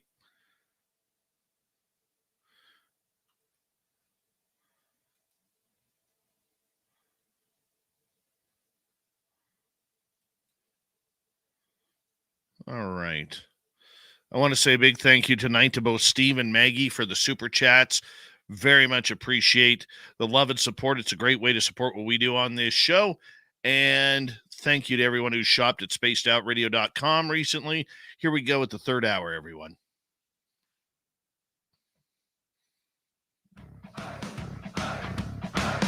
Would you like to connect with us? Head to spacedoutradio.com for all your latest show info. Now, back to Dave Scott and SOR. Third and final hour of Spaced Out Radio is now underway. Thank you so much for taking the time to join us. We very much appreciate it. Want to remind you that we really do appreciate you coming on in, especially around the Christmas season, and tuning us in, making us bigger and better each and every night. Thank you. Hi to everyone listening in on our terrestrial affiliates around North America and digitally on Odyssey Radio, TalkStream Live, and KPNL. All of our archives are free. Join us at youtube.com/Spaced Out Radio. Do old Davey the favor, hit that subscribe button. The Desert Clam has set the password for tonight in the SOR Space Travelers Club.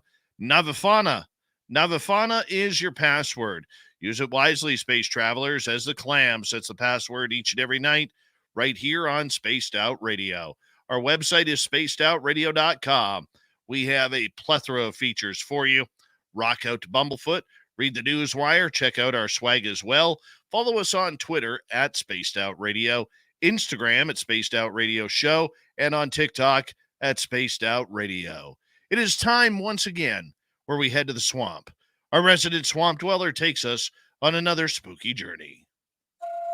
Hi, Spaced Out Radio listeners. This is Swamp Dweller. It's time for your nightly dose of spookiness on the show. If you have an interesting encounter or a spooky story that you would like to share, be sure to submit them in at swampdweller.net. You can also find our YouTube channel at youtube.com/swampdwellerreads. Now, let's chill out, relax, and together, let's enter the swamp. One day last year, I was hunting in a ground blind on the outskirts of a field about 20 yards from a stream. On the other side of this creek was a massive uphill slope covered in trees. We call this area the Thicket. The property is roughly 2 hours northeast of Atlanta, Georgia. This particular day wasn't very active. I had been in the blinds for about an hour and a half and hadn't seen a single deer. I heard something strolling down the hill behind me. It was about 4 or 5 o'clock and stopped right about when it got to the creek. It sounds heavy as it walks, so I'm expecting to see a massive deer, as there aren't any good-sized animals in this area besides them. There have been bears sighted on the minor road that the property lies on, but that's few and far between, and it's always a big local story when it happens. And I've been living here for about 30 plus years, and I've never seen one personally. It's quiet for a minute. Then suddenly I feel something hit the top of the blind, maybe about the size of an acorn or a small rock. I'm under a small tree, so I don't think too much of it. But after about 30 seconds, it happens again. The nature of this occurrence leads me to believe that something didn't fall on the blind. Something was thrown at it. Now, this is about the time I start asking myself questions. I didn't have time to ask many before it stepped into the creek. I can hear water splashing around, confirming that this was big and heavy. Whatever it was massive. I finally work up the courage to stand up in the blind and look out the back window and flap to see if I can see my quote-unquote assailant. But there's nothing there. Nothing at all. The noises have stopped. I sit down, wondering what the hell is happening behind me, and starting to get a bit unnerved. That's when I hear something grunting. It's making these concerning vocalizations, and once again, it starts stomping around in the creek. splashing every which way. When I hunt, I usually carry a buck knife and a 9mm handgun, and my primary rifle is a Browning X-Bolt chambered in a 300 short Magnum. The short version is it's a massive, little powerful bullet for anyone who doesn't understand what that means. This thing, it'll blow you up real quick. Most deer I kill with it never run away and bleed out somewhere. They usually are dead before they even hit the ground from blunt force trauma. In short, it's just a hair short of being considered overkill. I only tell you this to highlight that I wasn't precisely defenseless at the time. It was quite the opposite. After about 2 to 3 more minutes of hearing this thing cause an uproar in the creek, I decided my only way out was a confrontation. I stand up, unzip my blind, and take the safety off my shoulder cannon as I step into the open field. But again, it was just me. There was nothing out here, just an empty field, nothing in the creek, nothing in my area, nothing in the thicket, and no sounds of any kind. Absolutely nothing. I've had about all I can stand at this point, and I don't care how many guns I have. Nothing that big and that heavy can just vanish into thin air. It was time to get back to the RTV and get the heck out of there. And now. But I couldn't even take one step in the direction of my ride when I heard it again. Sauntering back up the hill, deep into the thicket. I swear this time I can hear it breathing too. I haven't hunted in that area again, and I don't think I ever plan to. Just remember, we're not the only things out there in the woods, and you never know what you might run into. I don't think this was a Sasquatch. I don't think it was a skinwalker, but I don't know at all what it was. Oh my. What could it be? Those are the monsters we try and track down on a nightly basis with our man we call the Swamp Dweller around here. Swamp Dweller joins us every Monday through Friday night, kicking off hour number 3. If you want more, he's got thousands of stories for free, just like that. Head on over to his YouTube channel, youtube.com/Swamp Dweller Reads, and you can check them on all out for yourself. Speaking of monsters, it is time once again to bring in the Monster Man himself. Super Duke from World Bigfoot Radio is back for the Cryptid Report.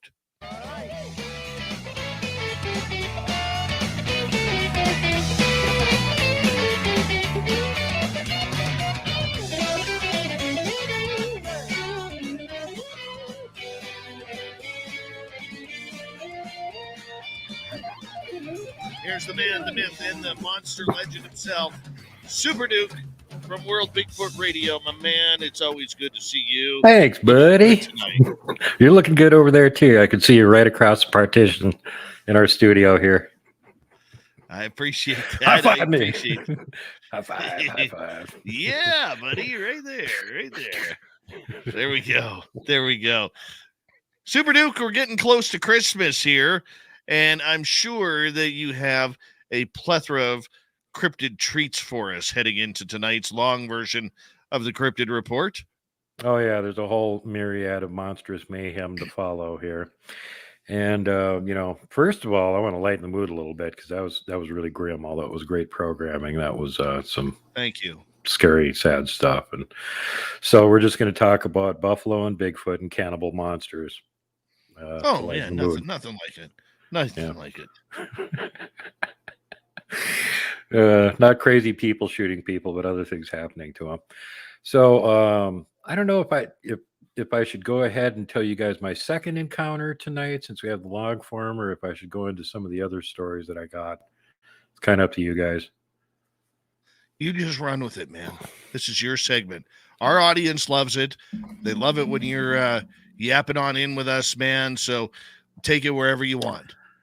Well, let's do my second encounter then. We got enough time to cover that before the bottom of the hour. And that was, if you guys remember, I told you my first encounter when I was out sledding with, I don't know what that thing is still. It was very irritating since I'm supposed to know all the sub-varieties and everything. And, oh, yeah, the description is this. It's this kind of monster. Still don't know what this thing is. Very irritating. Reality likes to laugh at you that way. Very true. Keeps you from getting too egotistical when you start thinking you're knowing everything. I still don't know what the hell the first thing I saw was. So anyway, 5 years later, now I'm 15 years old. And it's early spring.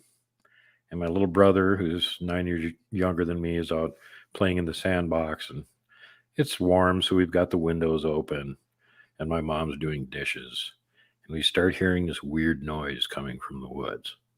Neither one of us recognizes it. And my mom grew up in northern Wisconsin, so she knows what all the old normal regular animals around there sound like. And we're just over in Minnesota, not very far away, so pretty much all the same animals. She does not recognize this call. Dad isn't around, he's at work. And I can't remember where my other brother was, but he wasn't around at the time.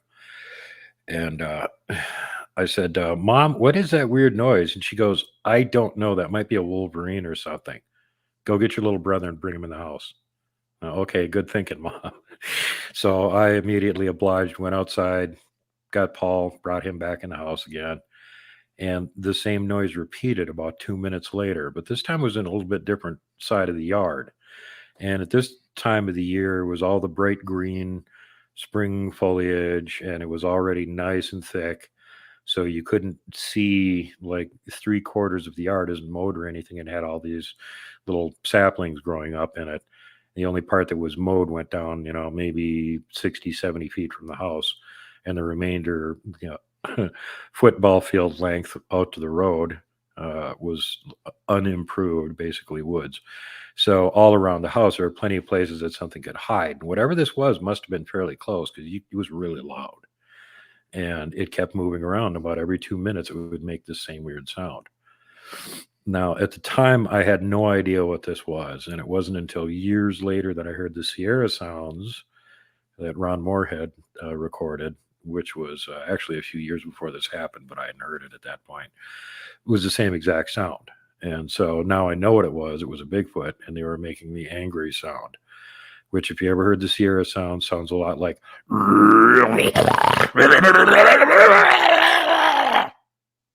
And about every 2 minutes, this sound would repeat, and it would be in a different place around the yard every time. So we had no idea what this was, but it was really scary. And this is like mid-afternoon. This ain't at night or anything. I'm actually going outside looking every time I hear the noise, trying to see what's making it. No success.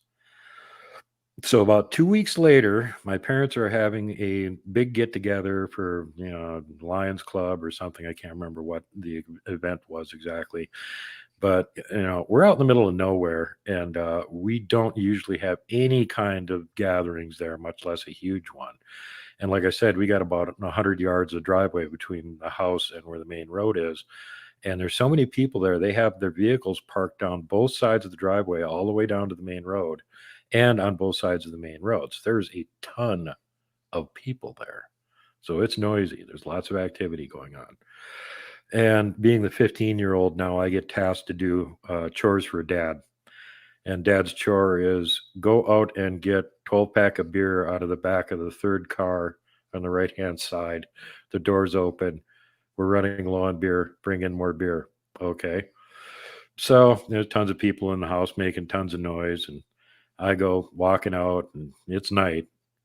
And the porch light only penetrates light about back to the middle of the second car down the driveway. Beyond that, it's all impenetrable darkness, and you can't see anything.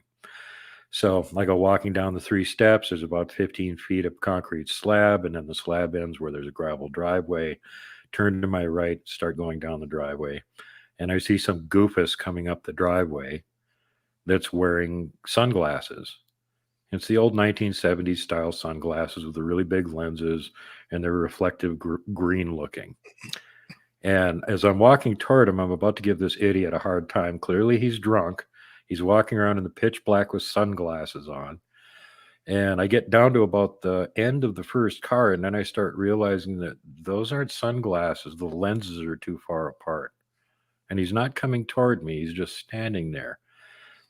He's still in total darkness, but I'm getting this reflection off the light on the porch where I can see these sunglasses, which I'm now starting to realize are not sunglasses. And so I take a couple more steps forward, now slower, trying to acquire what it is that I'm looking at. And when I get far enough down beyond the reach of where the porch light goes, which again is about 1.5 cars back, and now I'm about in the middle of the second car, I can see there's an outline around this thing, and it ain't human shaped. Now I don't know what to do. This thing is like standing about where the middle of the next car is. So it's very close. And the first thing I think is it's a huge bear because it's way too big to be a human. And it is the right size to be a gigantic bear. But the next thing that goes through my mind is it's at eye level with me. Unless the bear is standing on its hind legs, it shouldn't be at eye level with me. Remember, this is northern Minnesota. There aren't grizzlies there. Right. So then I start realizing I can see the outline of this thing, and the outline that I'm seeing doesn't look like a bear. First of all, it has shoulders, really wide ones. And as I take that next step forward and pause next to the car, put my hand on it, I can see that it's got its front arms down on the ground, resting on its knuckles, and it's squatting on its haunches. And it's still 6 feet tall, looking me in the eye. So far, it hasn't moved or made a sound. So now I start playing with the doorknob because I'm supposed to go get this beer. And I'm trying to open the handle on the door, not very hard. And I'm thinking to myself, if I turn around and run, it's going to catch me in a second. So that's not an option. I have to pretend that I don't see it and just go about my business and fiddle around to the car to find the beer. And it's still standing there watching me. I'm watching it out of the corner of my eye, whatever this giant thing is. And I'm fiddling around to the door, and I'm not trying to open the door. I am not going to grab the 12-pack of beer and carry that with me too yet. So I fiddle around like I'm trying to open it, but I don't. And then I think to myself, if I get something between me and whatever this thing is, that will increase the length of my life by 2 or 3 seconds at least. So it's worth trying. You hope. So, yeah, that's my hope. So there's just about enough room in between the bumper at the back of this car and the bumper at the front of the next car for me to squeeze my legs through. And that's about it. They're packed and they're really tight. So I decided I'm going to try and squeeze through there and pretend like I'm fiddling around with the trunk to open the trunk. And that was the most terrifying part because for a second I had to turn my back completely on this thing. And I was only about 8 feet away. And then I quickly bolted to the other side of the car, ducked down, and ran hunched over as fast as I could up to the front of the line of cars, bolted up onto the porch, whipped open the door, and yelled to my dad. And then at that moment, I thought, I don't even know what this thing is. What am I going to say? Well, we already knew there was a giant bear that was in the area. My dad had taken a shot at him the previous year. And this thing was huge, left a 7.5-inch front footprint track in the driveway. And we had our nickname for him was, I'm not sure I can say it on the air, but Big B Word. And so I yelled that. And my dad immediately got the idea, it's right outside. And he ran for the 12 gauge. And I grabbed the 45-70 out of the gun cabinet. And we both ran outside. And of course, whatever it was gone at that point. Never to be seen again. Of course. But that was my second really freaking scary encounter. Like, this thing was massive. It was squatting down on its knuckles and haunches, and it was still 6 feet tall, and it was probably 4.5, 5 feet wide minimum. Sounds like a Sasquatch. You're dealing with some Sasquatch stuff there, man. I'll never be able to understand why, though. I mean, there's this huge gathering of people going on there. If there's any time to come sneaking around in the yard, that's not the good time to do it. And why was it just sitting there in the dark and letting me walk into it? That's because they only care about their own curiosity. That's it. It's the only way but when you're curious, explained. you don't sit in the middle of the driveway right out in the open. You sit on one of the sides of the cars in the woods where no one can see you. Well, maybe it was a bet. Maybe it was a juvenile who had a bet with his buddies on who could sit in the driveway the longest. Juvenile, 9 foot. Nope. Never know. I've been cogitating on this one for years. I'll never be able to figure out what the hell happened there. That was just, but again, there was no more activity around the yard after that. That was like the only time that we had any of them around the house. And the whole time I was growing up there until 1980 or 81 when I left. And, as far as I know, there was no other activity. I never heard anything from my folks about it or anything. And they didn't live there that much longer. They sold the house, moved down to Florida. But yeah, other than my first encounter and that second one there, and then a few peculiar things that happened when I was in the woods, when I was older, and would go in the woods and go hunting again, and be like dripping guns like Rambo, guns falling out of guns. I had so many guns with me before I'd go in the woods. And there was a couple weird things that happened there. We had an ATV that we had this big, used to be a logging road behind our house, but that had been 100 years earlier.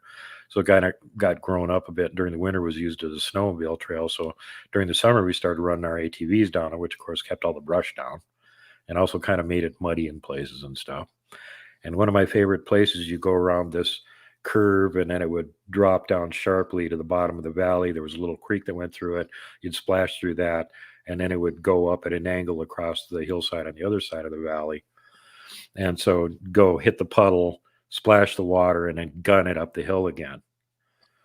And I never connected the dots until much later, but I remember many times where I'd be doing that, and they could probably hear me coming a long ways away. And, those ATVs moved pretty fast, even in the late 70s. The little three-wheelers we had, they were pretty good. And they were extremely dangerous. You could tip them really easy, too. We found that out a lot. Of course, we figured out how to do wheelies right away. So anyway, after I'd splash through that little stream, I'd just gun it and try and go up that hill as fast as I could. And I remember 2 or 3 times I'd get to the top and I'd stop and turn around and look back at the ATV to see if I had a flat tire. Because I kept hearing this flop, flop, flop, flop sound behind me, like big flat feet flopping down on the trail behind me as I'm going up this hill, like 35, 40 miles an hour. And I've always kind of wondered about that. What was that all about? Where was that sound coming from? Because there was never anything wrong with the ATV, and that was the only place it would happen. And then the other time is I was out bird hunting, and I was in a clearing, and it's nice and bright daytime. So I sat down with my back to a big pine tree, and I had a sandwich with me. So I pulled out the sandwich and started eating it. Hold on. What kind of sandwich? Bologna and cheese. Okay, very nice. Yeah, it's not anything Bigfoot would want. So anyway, I'm sitting there with my back to the tree, and I'm eating the sandwich, and something hits me. And I start realizing there's things bouncing off me every so often. So I'm looking up above me going, are there pine cones falling out of the tree or something? And finally I see one bounce off my knee, and it's an acorn. And I'm like, well, I'm sitting under a pine tree. How are there acorns falling on me? Is there an angry squirrel up here or something? And I'm looking up, and there's no animal sounds or anything. It's really quiet and still, actually. And then it registers on me that this little clearing I'm sitting in, there's nothing but pine trees all the way around it. And then I get hit by another acorn. And I'm like, okay, something's throwing acorns at me. I'm going to get out of this area now. And again, at that time, I had no idea that Bigfoot would do anything like that. Now I look back, they had no idea who you were.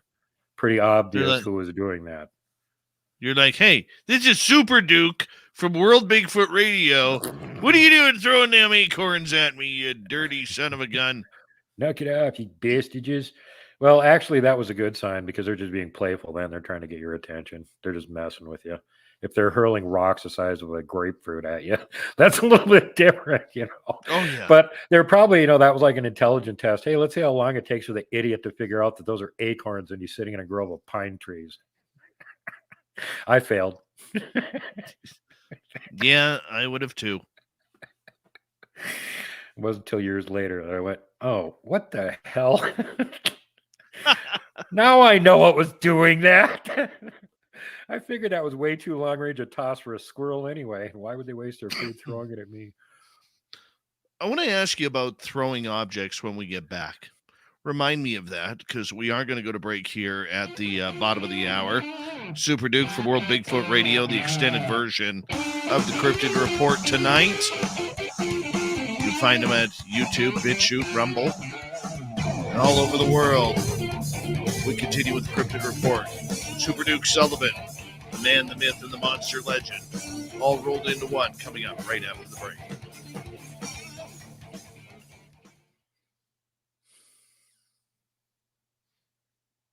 You know when your eyes get tired and that tired liquid rolls into your eyes and it starts to burn a little bit? It's like That's you why I'm put like, super glue in your "Ah." eye somehow, and you're like, "Arr, I'm a pirate now. Yar. Where's my eye patch?" Right? It's like, gosh. So And then I'm you gonna try and wipe it away gently, and it burns even more. it makes it worse. Then you can't see it all. All right, I'm going to take a quick sig break here. In case Yeah, you you guys go. are wondering, I rate that as like one of the scariest encounters I've ever had by far. Right. Right. Even though the first one was worse, that one wasn't really all that great either. And it's like, hey, Super Duke, get off my lawn. Get out of my acorn trees. Dang, burn it. It's our man Super Duke right there. World Bigfoot Radio. Gotta love him. Gotta love him. Mm-hmm. Good old Super Duke. Super Duke. Mm-hmm. That's the way it goes, people. It's the way it goes.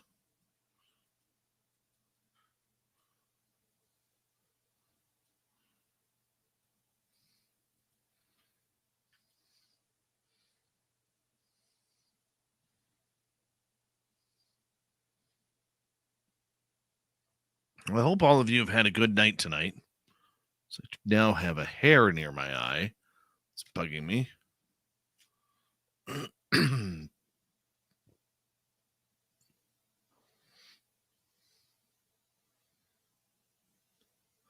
Super Duke. Super Duke. Excuse me.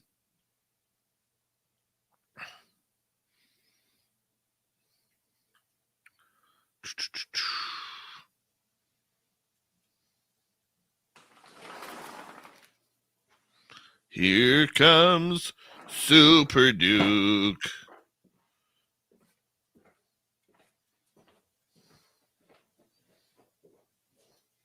Get off my lawn, Super Duke. Mr. Underhill, welcome from Twitch.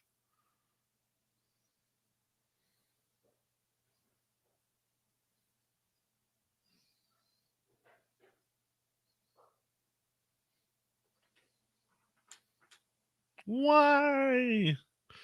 D. Swagger doing her best Nancy Kerrigan right there. Why? Why? Why? How dare you? How dare you?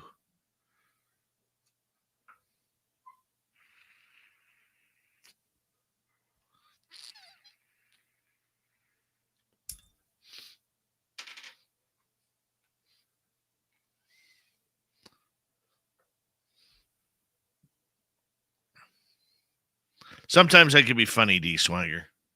Sometimes I can be funny.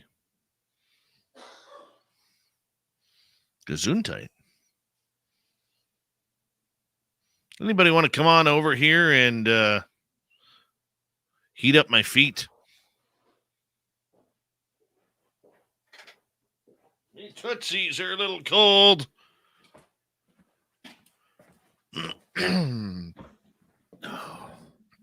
Super Duke. Super Duke. I'm going to make a new intro for Super Duke. Cool. Not that I don't like the old one or anything, but cool, Dave.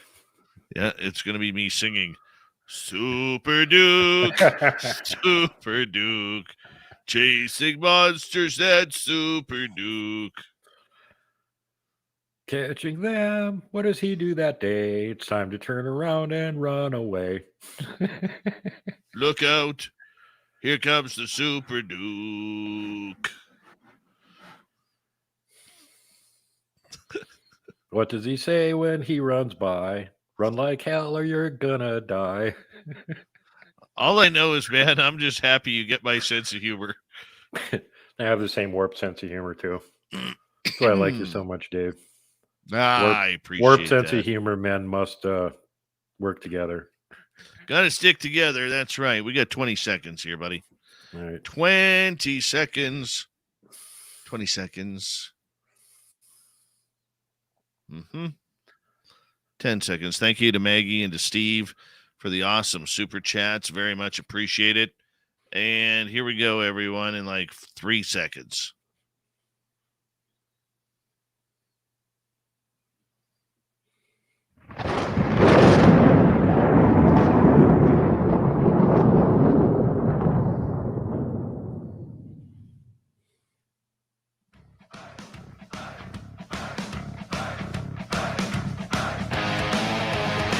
Rounded third, we're heading for home tonight on Spaced Out Radio. Good to have you with us. My name is Dave Scott.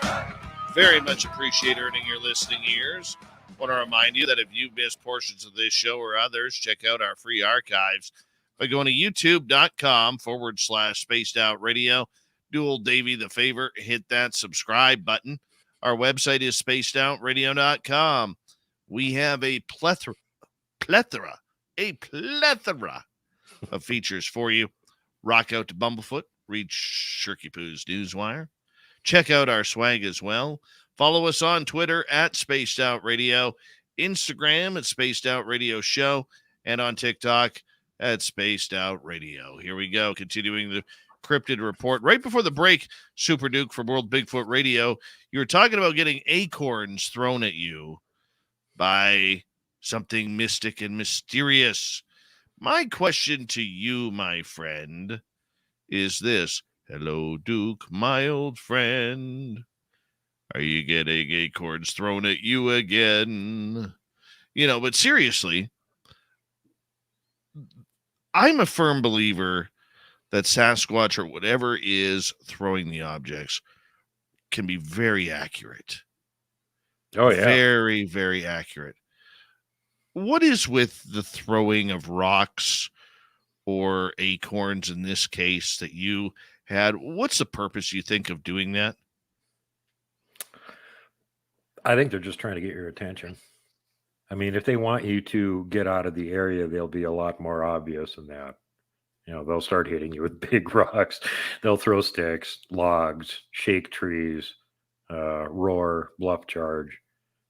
Go away. It'll be obvious they want you to go away. If they're just throwing little things at you, they're trying to get your attention. And we had that happen at one of our campouts where we were all sitting around telling stories around the campfire. There was like 6 or 7 of us there, and 2 of the vehicles were parked up on the road, 2 big trucks. And the guys that owned the vehicles abruptly stopped everyone, and one of them says to the other one, "Are you hearing that?" And he goes, "Yeah."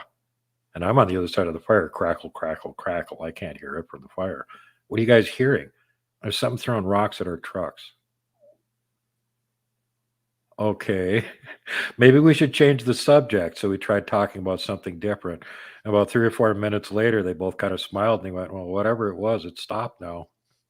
Good thing we changed the subject, I guess. You know, not that that was any absolute decider on what happened, but there was an example of, you know, something was throwing rocks at the trucks. Not big ones, just little ones that would go tink and make a noise when they'd hit it. And it's a good 40 feet across that open stretch of road to even where there is a tree line. So it's not squirrels or anything doing it. What do you think, though? You say you think they're doing it in the name of fun, but could it be to maybe try and get you out of that area? Well, if they want you out of the area, they'll be, you know, you'll get the aggressive ones where they start throwing good-sized rocks at you that may not hit you, but they're big enough that if they do hit you, they're going to hurt. And sometimes they do hit you.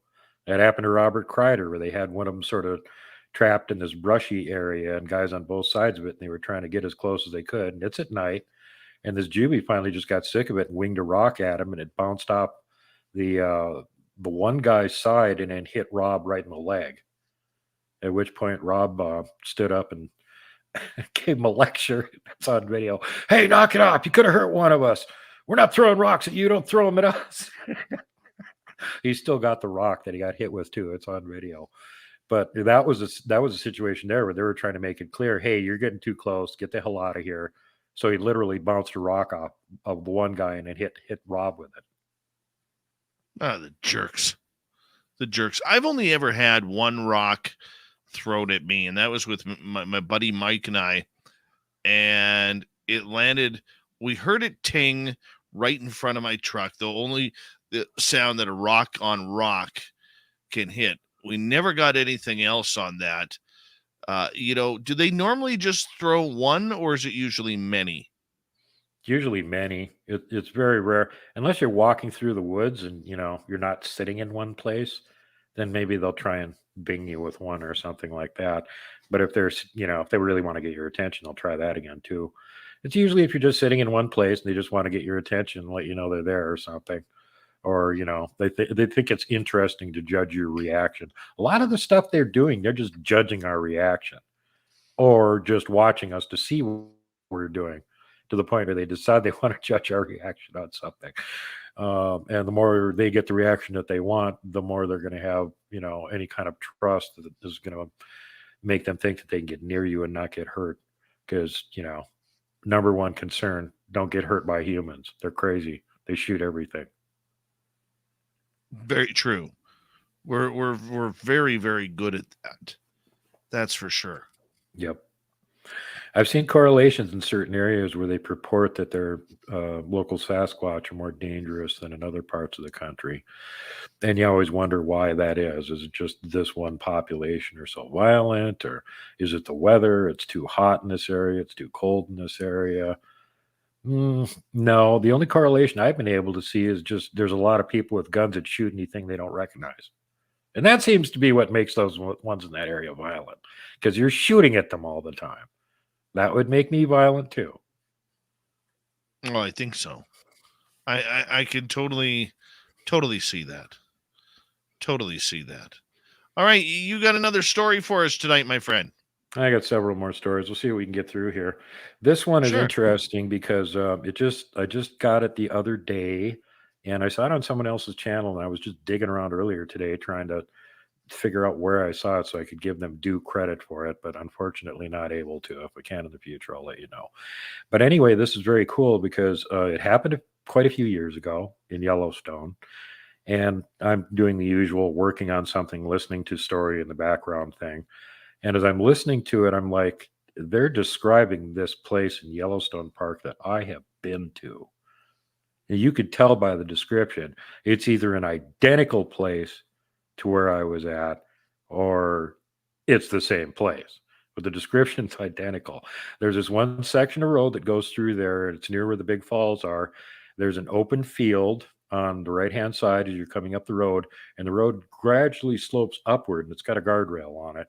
And then it dips down, and down below that, there's this big field that's all at the same level. And except for the section of road that goes by there, all of it's surrounded with woods.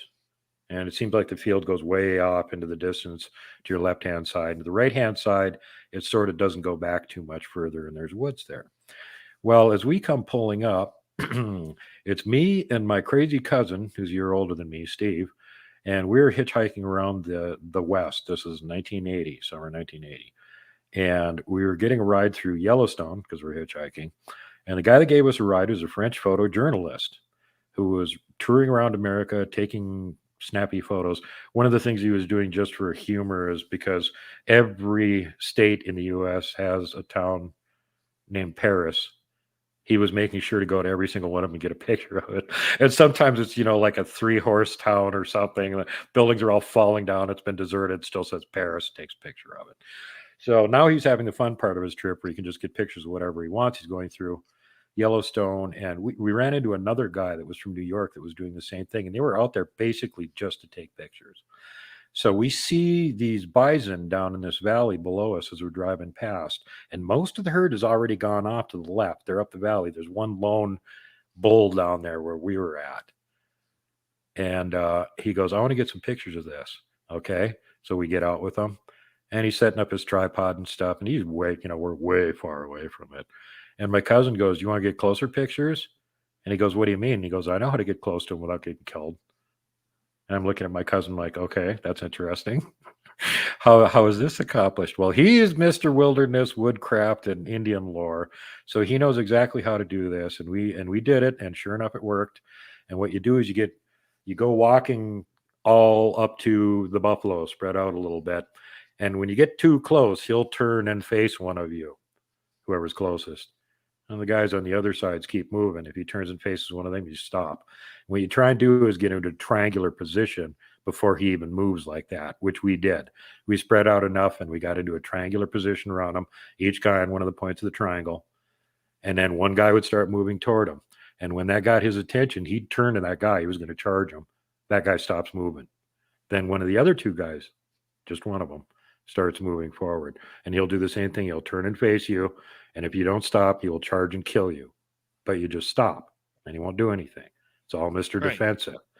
So you keep doing this until you get as close as you want to, and or maybe insane to get that close. And this guy was getting pictures, I don't know what, their drool coming out of its nose or something, because we were like really way closer than we needed to be. We were within 30 or 40 feet of it.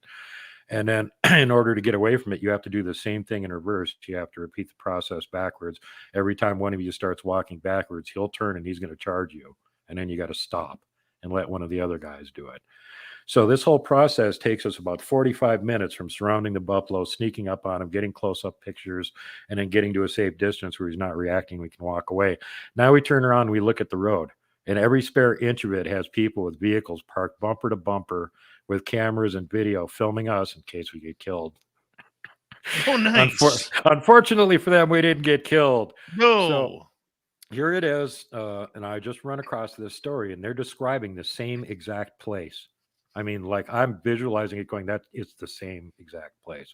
This guy and his son are there, and there's a herd of buffalo going through the valley. And again, they're going up the valley to the left, and they're watching them go through there. And then the dad starts noticing that over to the right, there's like a coyote or something standing there on the edge of the wood line. And it looks like it's going to try and go through the valley with a herd of buffalo there, which is like insane. They're going to kill this thing. And he can't understand what it's thinking. And then sure enough, it bolts out and it goes running into the middle of the valley. It's going like half speed. And by the time it gets out there into the middle, one of the big bulls picks it out and goes, I'm going to squish this thing, and starts going after it. And right about then, he hears this roar like he's never heard before in his life. He doesn't know what animal could make that kind of noise. And the trees and stuff start shaking over where this coyote was. And all of a sudden, this full-size alpha male Sasquatch busts out into the clearing, spots where the coyote is, and runs dead at it. And of course, the buffalo have a completely different reaction. They're like, what the hell's going on here? Apparently, they weren't getting out of the way. They just continued ambling on, and he was shoving them out of the way. One of the bulls came after him. He gave it a stiff arm like a football player would do and drove its head into the ground. He knocked it right to its knees and just kept going. And he chased the coyote into the wood line on the far side of the clearing. And that was the last they saw of him. Wow. And keep in mind, a buffalo is like 2,000 pounds. And this guy said he was shoving them out of the way like they were weightless. The one tried to charge him. He just smashed its head into the ground. Didn't even break stride. Just kept going. Damn buffalo, get off my lawn. Yeah, everything else in North America has the common sense to stay the hell away from a buffalo. But apparently to Bigfoot, they're just like little toy poodles. You just shove them out of the way as you're going past trying to catch that damn coyote you're after. So yeah, that really blew me away. That was a great report. And I was sitting there listening to the description going, I've been at this place. There can't be two places in the park that look identical to this. This is where we surrounded that buffalo. And this probably happened not that long afterwards. It sounded like the report was from like the mid 80s, if I remember right. And when we were there was 1980, summer 1980. So. Wow. Never had anything like that happen. That would be spectacular to actually see that. The only other report I've ever gotten of a witness seeing anything like that. Maggie wants to know how much bigger than moose are buffalo. Buffalo are shorter than moose, but they're heavier. If you're 6 foot tall and you're looking at the side of a buffalo, the hump on its back is over your head. Moose are taller than that, but they're not nearly as heavy. I forgot what I was going to say. Reading comments. Hey, it works, man.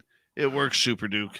Hey, just a big question for you regarding the idea. You've spent enough time out in nature to really pick up signs. We as amateurs going out in the forest, we don't really know what those signs are, Duke. What should we be looking for if we enter a Sasquatch territory? One of the ways to know if it is a Sasquatch territory is to keep an eye out for tree structures. They habitually snap branches and stuff when they walk through an area. So if you start seeing a lot of branches snapped off, like 6 feet or higher, might not be a bear. Pay attention. They'll also lean broken branches and stuff against tree trunks as trail markers. So that's another way to watch for them. Usually you don't see their tracks on like any like old logging trails or fire access roads and stuff like that. If humans use them very much, it's kind of rare that they'll walk on them because they know that if it gets much traffic, somebody will see their tracks, and they're smarter than that. In places where there's like you're at the bottom of a valley and there's a river in it, there's not much space other than the little trail that you're on or whatever. They probably got a parallel one within 40 or 50 feet on one side or the other of it. If they're in there, that's something good to look for. They don't really usually leave anything that looks like a trail. They'll use game trails and stuff like that. When they've got a trail that they have marked where they go through an area irregularly, they will literally make sure that they don't walk in a straight line so they don't leave a path there. And I found that before. You find 4 or 5 tracks, and then they'll sidestep, and they'll 4 or 5 tracks, and they'll sidestep, 4 or 5 tracks, and they'll sidestep. They're going in the same general direction. They just don't go in a straight line. So as multiple ones of them are going through, they're not following a path like humans do where it gets all tromped down and obvious. You have to walk around and find all those tracks all over the damn place. It's very less obvious. And, that's usually where there is no trail whatsoever. So the only way you're finding anything like that is if hey, there's a trail marker right there. It's pointing this way. Let's go through here. And then you start finding all these random big tracks all over the place. But the other thing I wanted to mention, since we got on the subject of moose there momentarily, there was somebody who wanted to get on my show, and I had all set up to record them, and their internet just went completely to crap because they're up in Alaska. And unfortunately didn't complete the interview, but I did hear the whole story from him. And he was out moose hunting, and he was walking through this thicket trailing this big moose, and it was like right ahead of him, really fresh tracks. So he was getting a little bit, concerned, had his gun already and everything, and he could see the woods was thinning out, and there was this little open field ahead of him with grass about 3-4 feet tall in it. And right as he was about to break out of the woods and see what was out there, he heard this sudden noise behind him, boop, boop, boop, something running really fast coming up behind him. And all of a sudden, he got shoved off the path into the woods. And as he got up, he could hear whatever it was ran past him and just smashed through the woods out into the field. So as he's getting up, it's already in the field. And it's a huge Sasquatch, 10 plus feet tall. And as it breaks cover into the field, the bull moose that was lying down in the grass hiding bolts up and tries to run away from it. And he said before the moose got to the far side of the field, it grabbed the moose's neck like a rodeo cowboy and snapped its neck and took it down on the ground. And at that point, he wanted nothing else to do with it, turned around and got the hell out of there as fast as he could.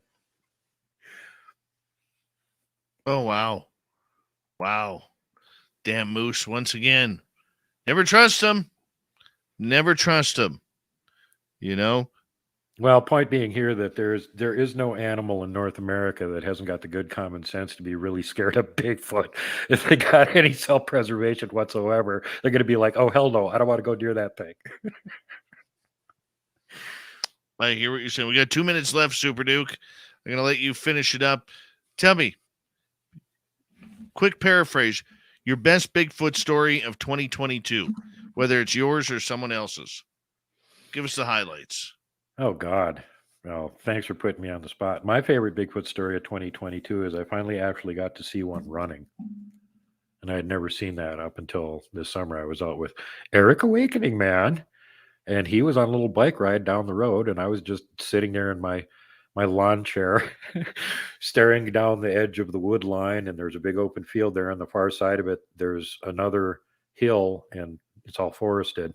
But right at the base of it, about 15, 20 feet in the wood line, there's an old abandoned logging road. So you look up from the base of the valley, 15, 20 feet, and you can see there's a logging road there. There's not that many trees in between. All of a sudden, this thing, it's like tan brown, comes whipping down that trail and it wasn't bouncing up and down.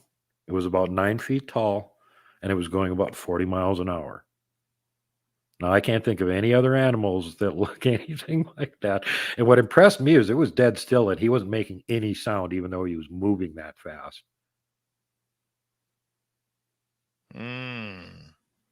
But yeah, Gee, tell that everybody, was pretty epic.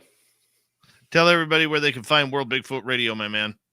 You can find me over on Rumble, Odyssey, BitChute, Bright Eon, and of course here on YouTube.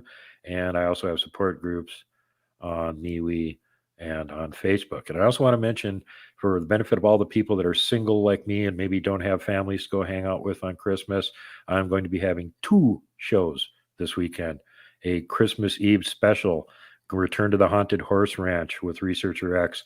And then on my regular Sunday time slot, we're having part 2 of Sabila Irwin talking about her research and showing some of the amazing stuff she's got too, which is really cool. Don't miss the thermal footage. Wow. Super Duke, you know what? We've got one more before Christmas with you. And I just want to say, man, you've really added to the high quality of our programming this year, my man. And we really do appreciate it here at Spaced Out Radio. Everything you do with your support in speaking us up on your own channel and being here a couple times a week to bring us the Cryptid Report. You're one of the true gems in this field, my man. And we appreciate you. Thanks, brother. You know, as they say about Merlin in the movie Excalibur, Merlin, are you really real? And are you alive? And or are you just a dream? And he said, yeah, dream to some, to others a nightmare. Thank you, buddy. Really appreciate you coming on in for the Cryptid Love you Report. guys. I always enjoy being here. And you got one of the best audiences out there, Dave. And they're super brilliant, too. Appreciate that. Super Duke from World Bigfoot Radio.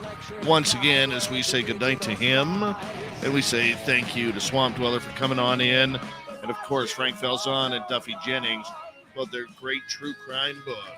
We got Mr. Ron Bumblefoot Thal rocking in the background with Little Brother is watching. Bumblefoot is the official music of Spaced Out Radio, rocking us in and out of every single show. Get your horns up for the guitar god himself. Special thanks to everybody listening in at work, at home, in your cars, wherever you may be. Thank you to everyone in our chat rooms tonight. YouTube, Twitch, Elga, Facebook, Spreaker, Space Travelers Club, and on Twitter. I know you're out there somewhere. Remember, this show is copyright by Spaced Out Radio and SOR Media Ventures Limited.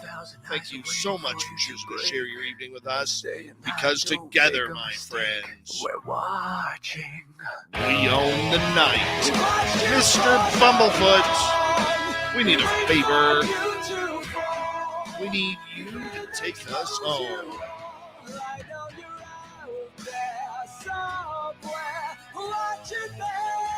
Yes, the Woo Train has docked for the night. But soon, my friends, we shall ride again. Your seats are always available. Your tickets never expire. And if you want to bring a friend, we've got room for them too. Good night.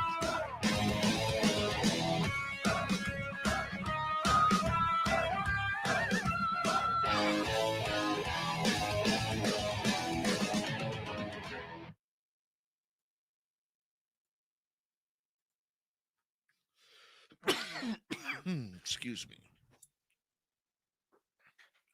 Turn that off. Stu Gerson. Hey, I saw the scowling Greg O'Brien in here too.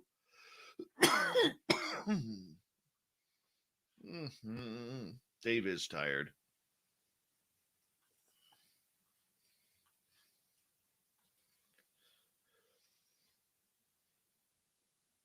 Dave is tired. Wait for you to fall. We'll expose you all. I know you're out there somewhere watching me. By the way, you want to be like Super Quest, Roy Washington.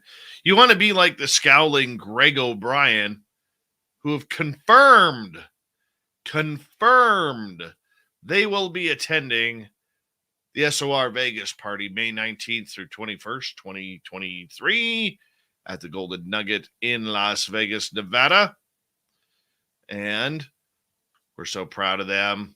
Yeah, the scowling Greg O'Brien promises to bring his giant scowl to the show, and he promises he will scowl individually to each person who shows up. I mean, if that isn't commitment, I don't know what is. But I can tell you this, my friends, we're happy to have him. We are damn happy to have that scowling Greg O'Brien coming on in. Donovan Davies, how are you? Good morning, my fellow Commonwealther. Mike Bothwell.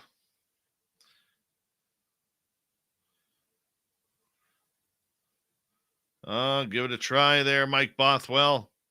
You never know.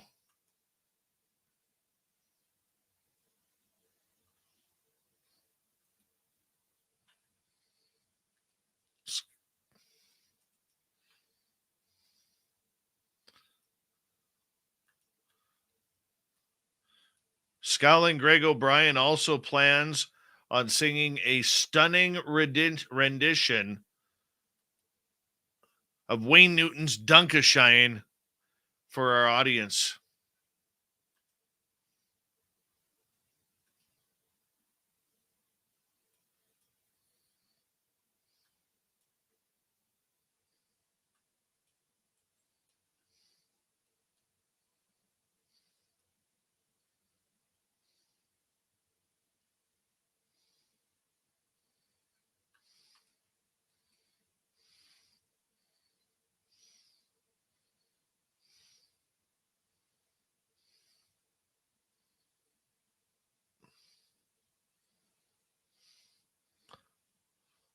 Yeah, Scowling Greg's going to be Dunkashane. Darling Dunkashane.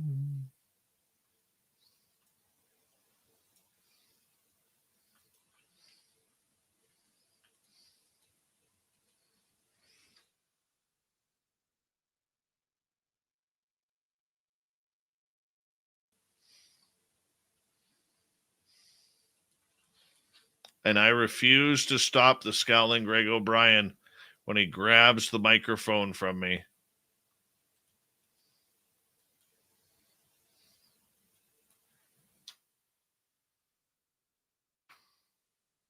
Super Quest, are you bringing anybody with you?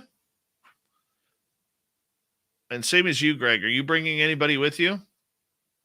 Because make sure that you let us know if you have a +1 there or not. That way we can keep track of the numbers.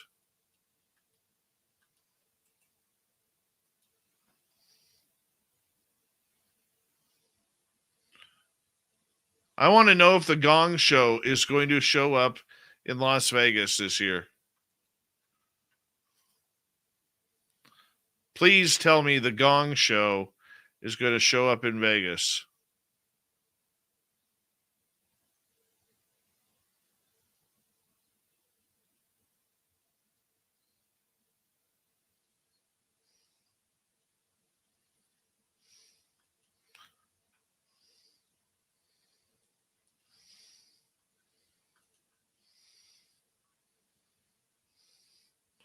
Oh, we got to boo the Gong Show now.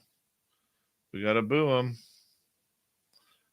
Boo. I thought you said you were coming this year, man.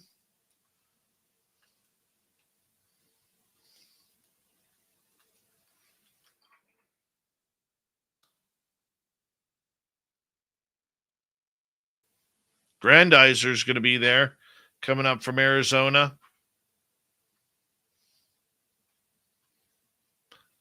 Susie B., where did you send me an email? Let me check.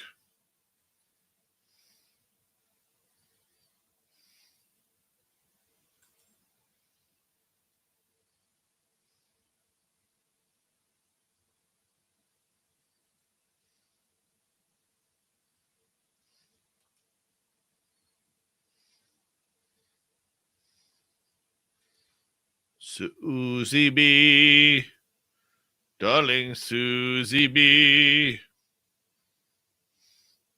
The schedule for the live stream, I think, will start at like 1 o'clock.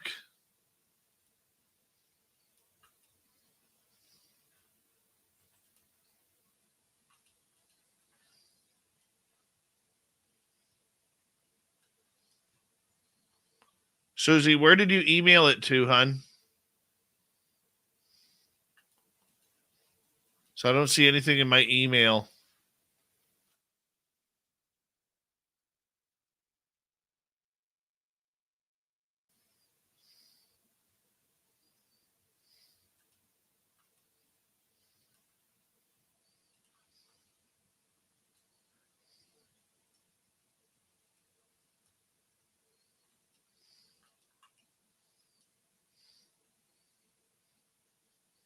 Dave, send it here.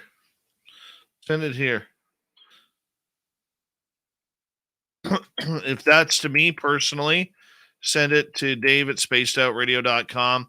Or if it's for the Vegas party, that would go to info at spacedoutradio.com.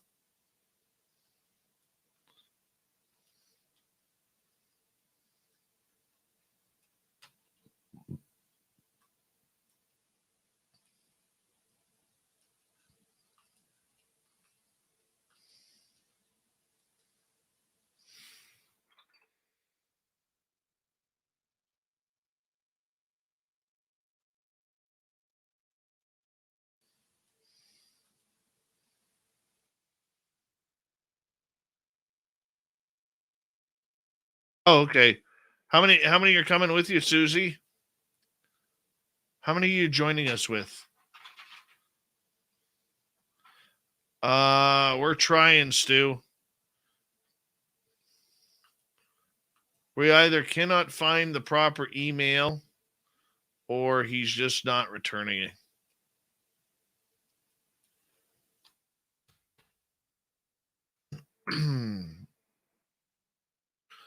Oh, Susie's bringing a +1.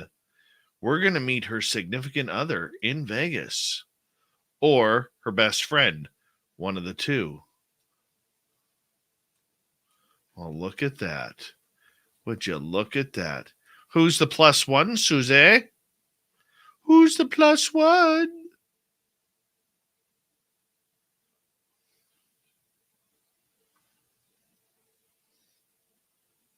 We all want to know now.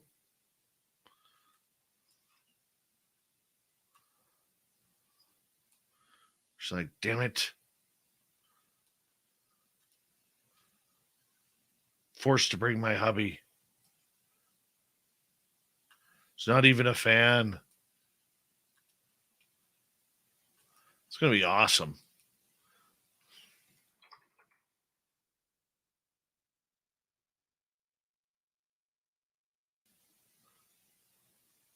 Not bad for fake people, eh, Evan Walters?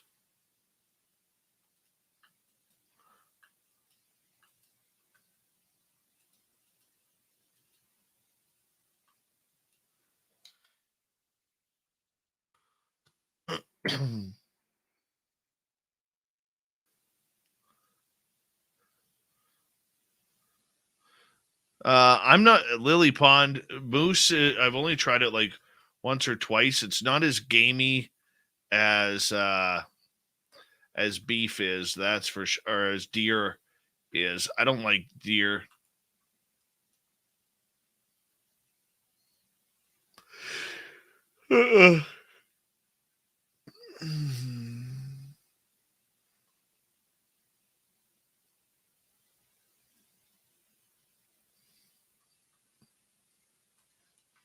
Evan Walters believes all my guests are fake.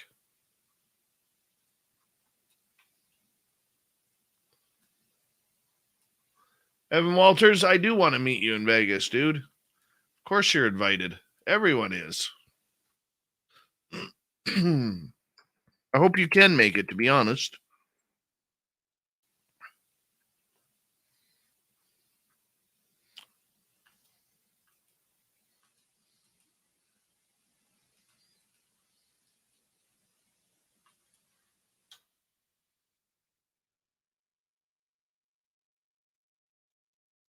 Yeah, tell that to your hubby who's going to be with you, Susie B.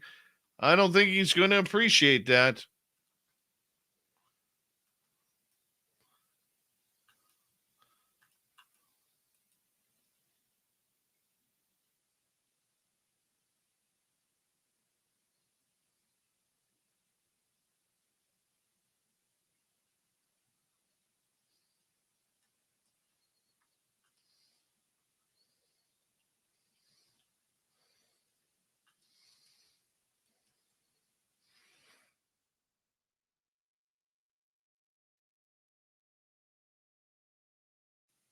Oh, look at her. Look at her backing up. It's a Vegas motto, Dave, not mine.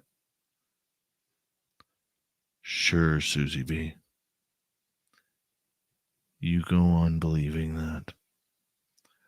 We all believe you. Yes, we do.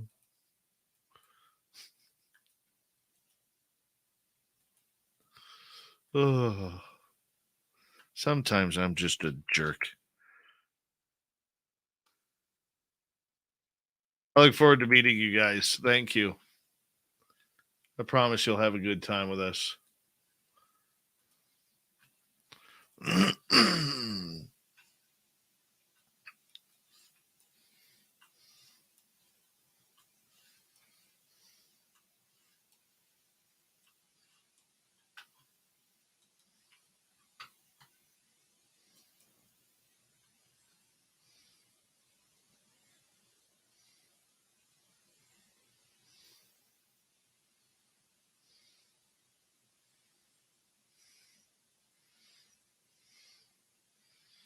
I hope I don't get starstruck in seeing the scowling Greg O'Brien scowl in front of a live studio audience.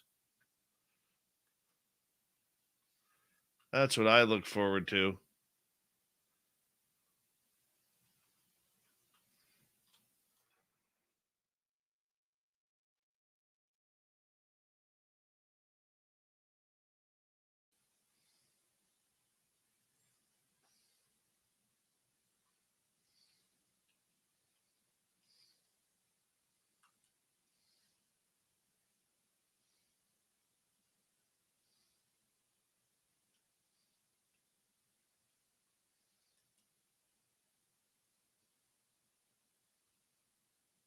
It's windy at Rosie's Pan today. Still think Hippo left.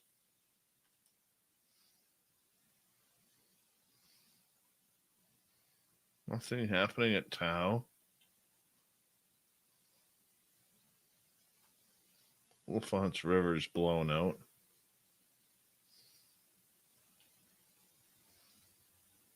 Let's go to Tembe. One elephant playing in the mud. It's kind of cute, but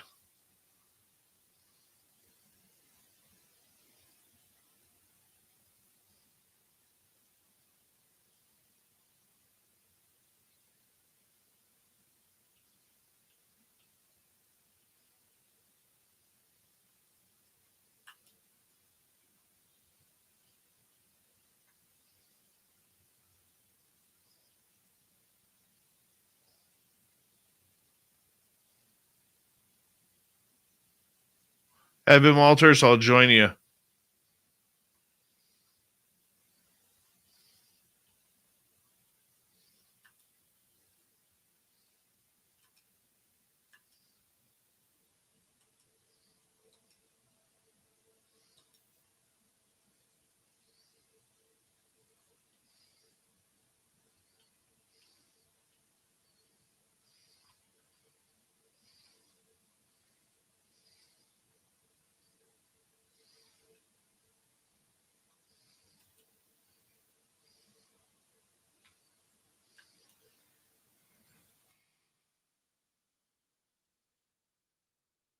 Hey, River Dogma.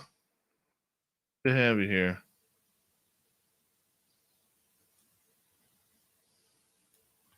All right. I will be right back. I'm going to leave you with this.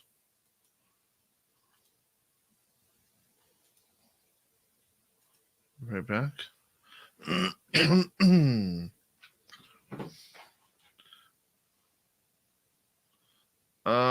CBC. That's what we have.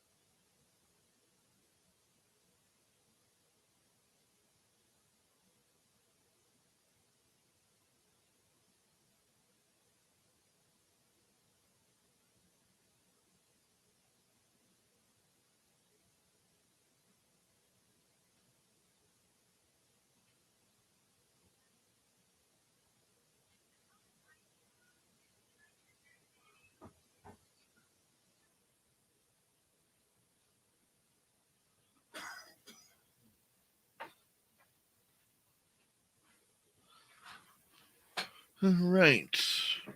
Let's quickly move this over. Isn't it all exciting how they're making presents? They've only got a couple days work left. Freaking pumped. Oh no, I need that program. What the Sam Hill did I do?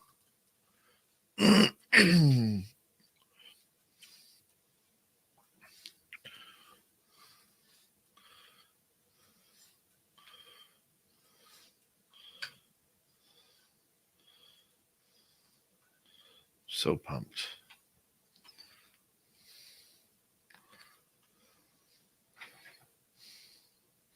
Look at them. They're having a great time there. Look at those awesome elves. Just cutting a serious rug there.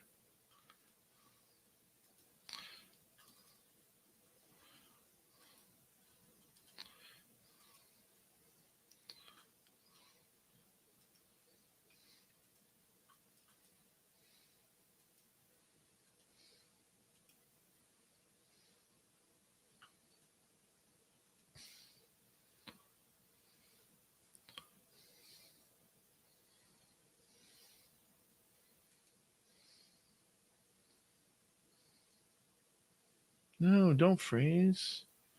No, don't freeze. Come on. There we go. Oh, it's pretty dark in there. It is nighttime. Oh, look at the little wolves. Look at them. Look how cute. Oh, hello.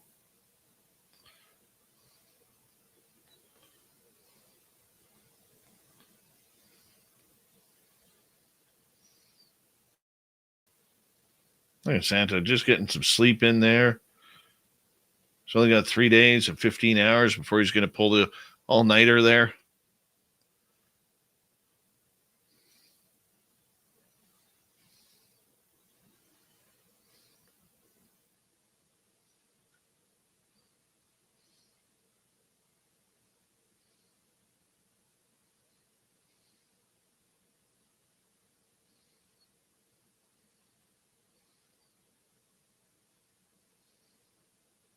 Tape will get you every time. I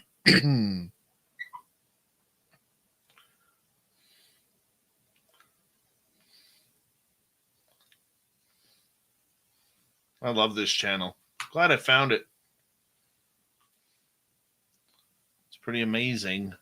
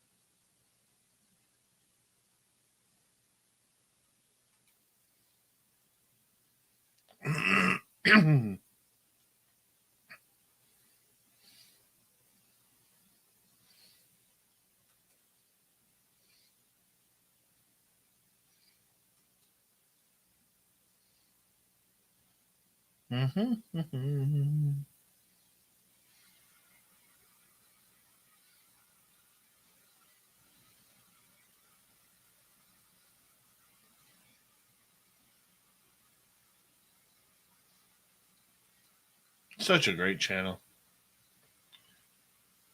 I go to NORAD Santa every year, man. Every year. Love NORAD Santa.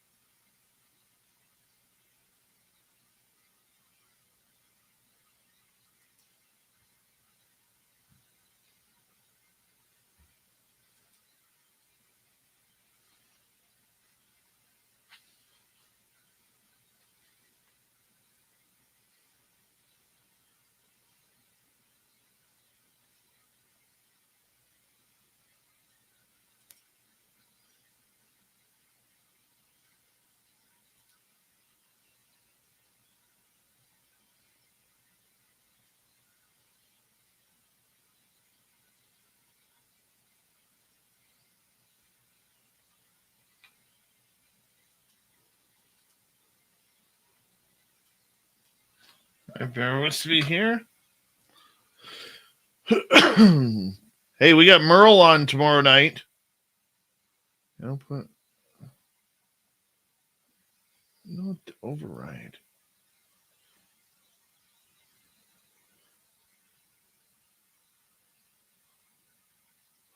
Are you serious? Why did that happen? Merle's back tomorrow night, everyone. His final show of 2022.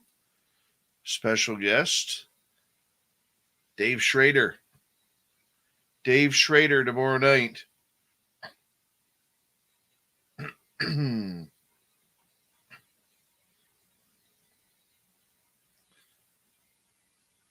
look at those cute owls staying warm.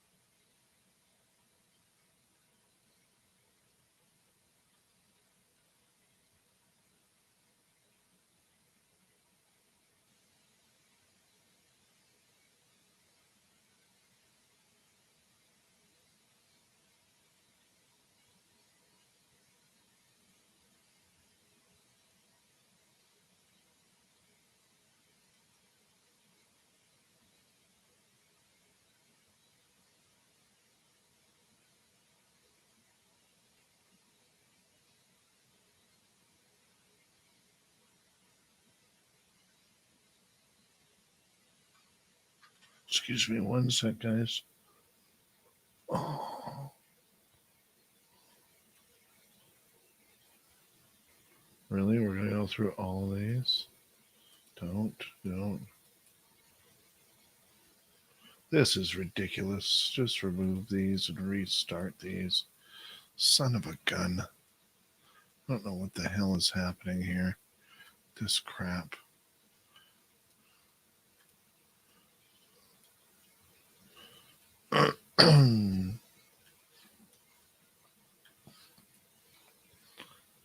Convert.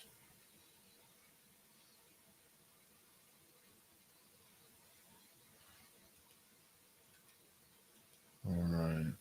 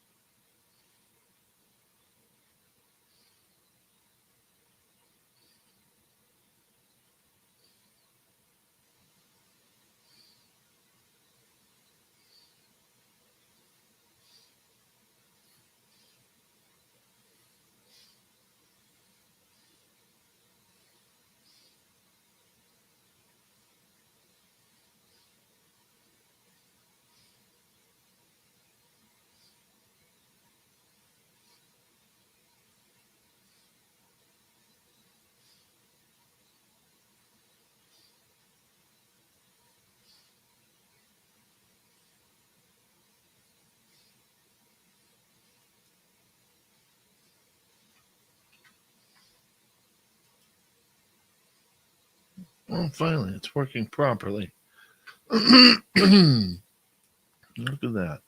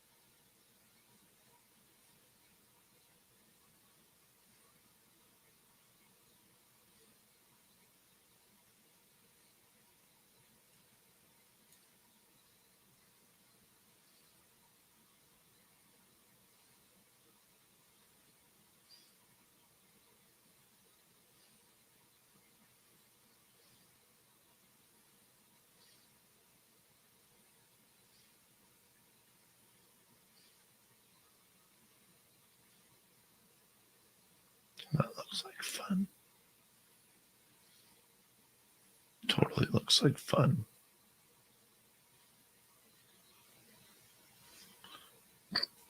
There we go.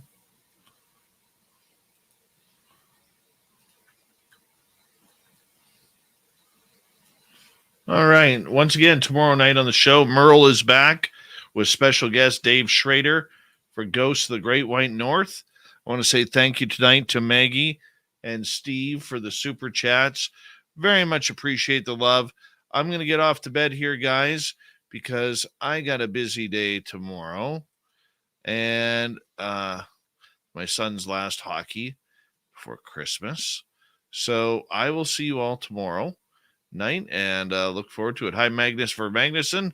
How are you? And check you guys out later, Ben. See ya.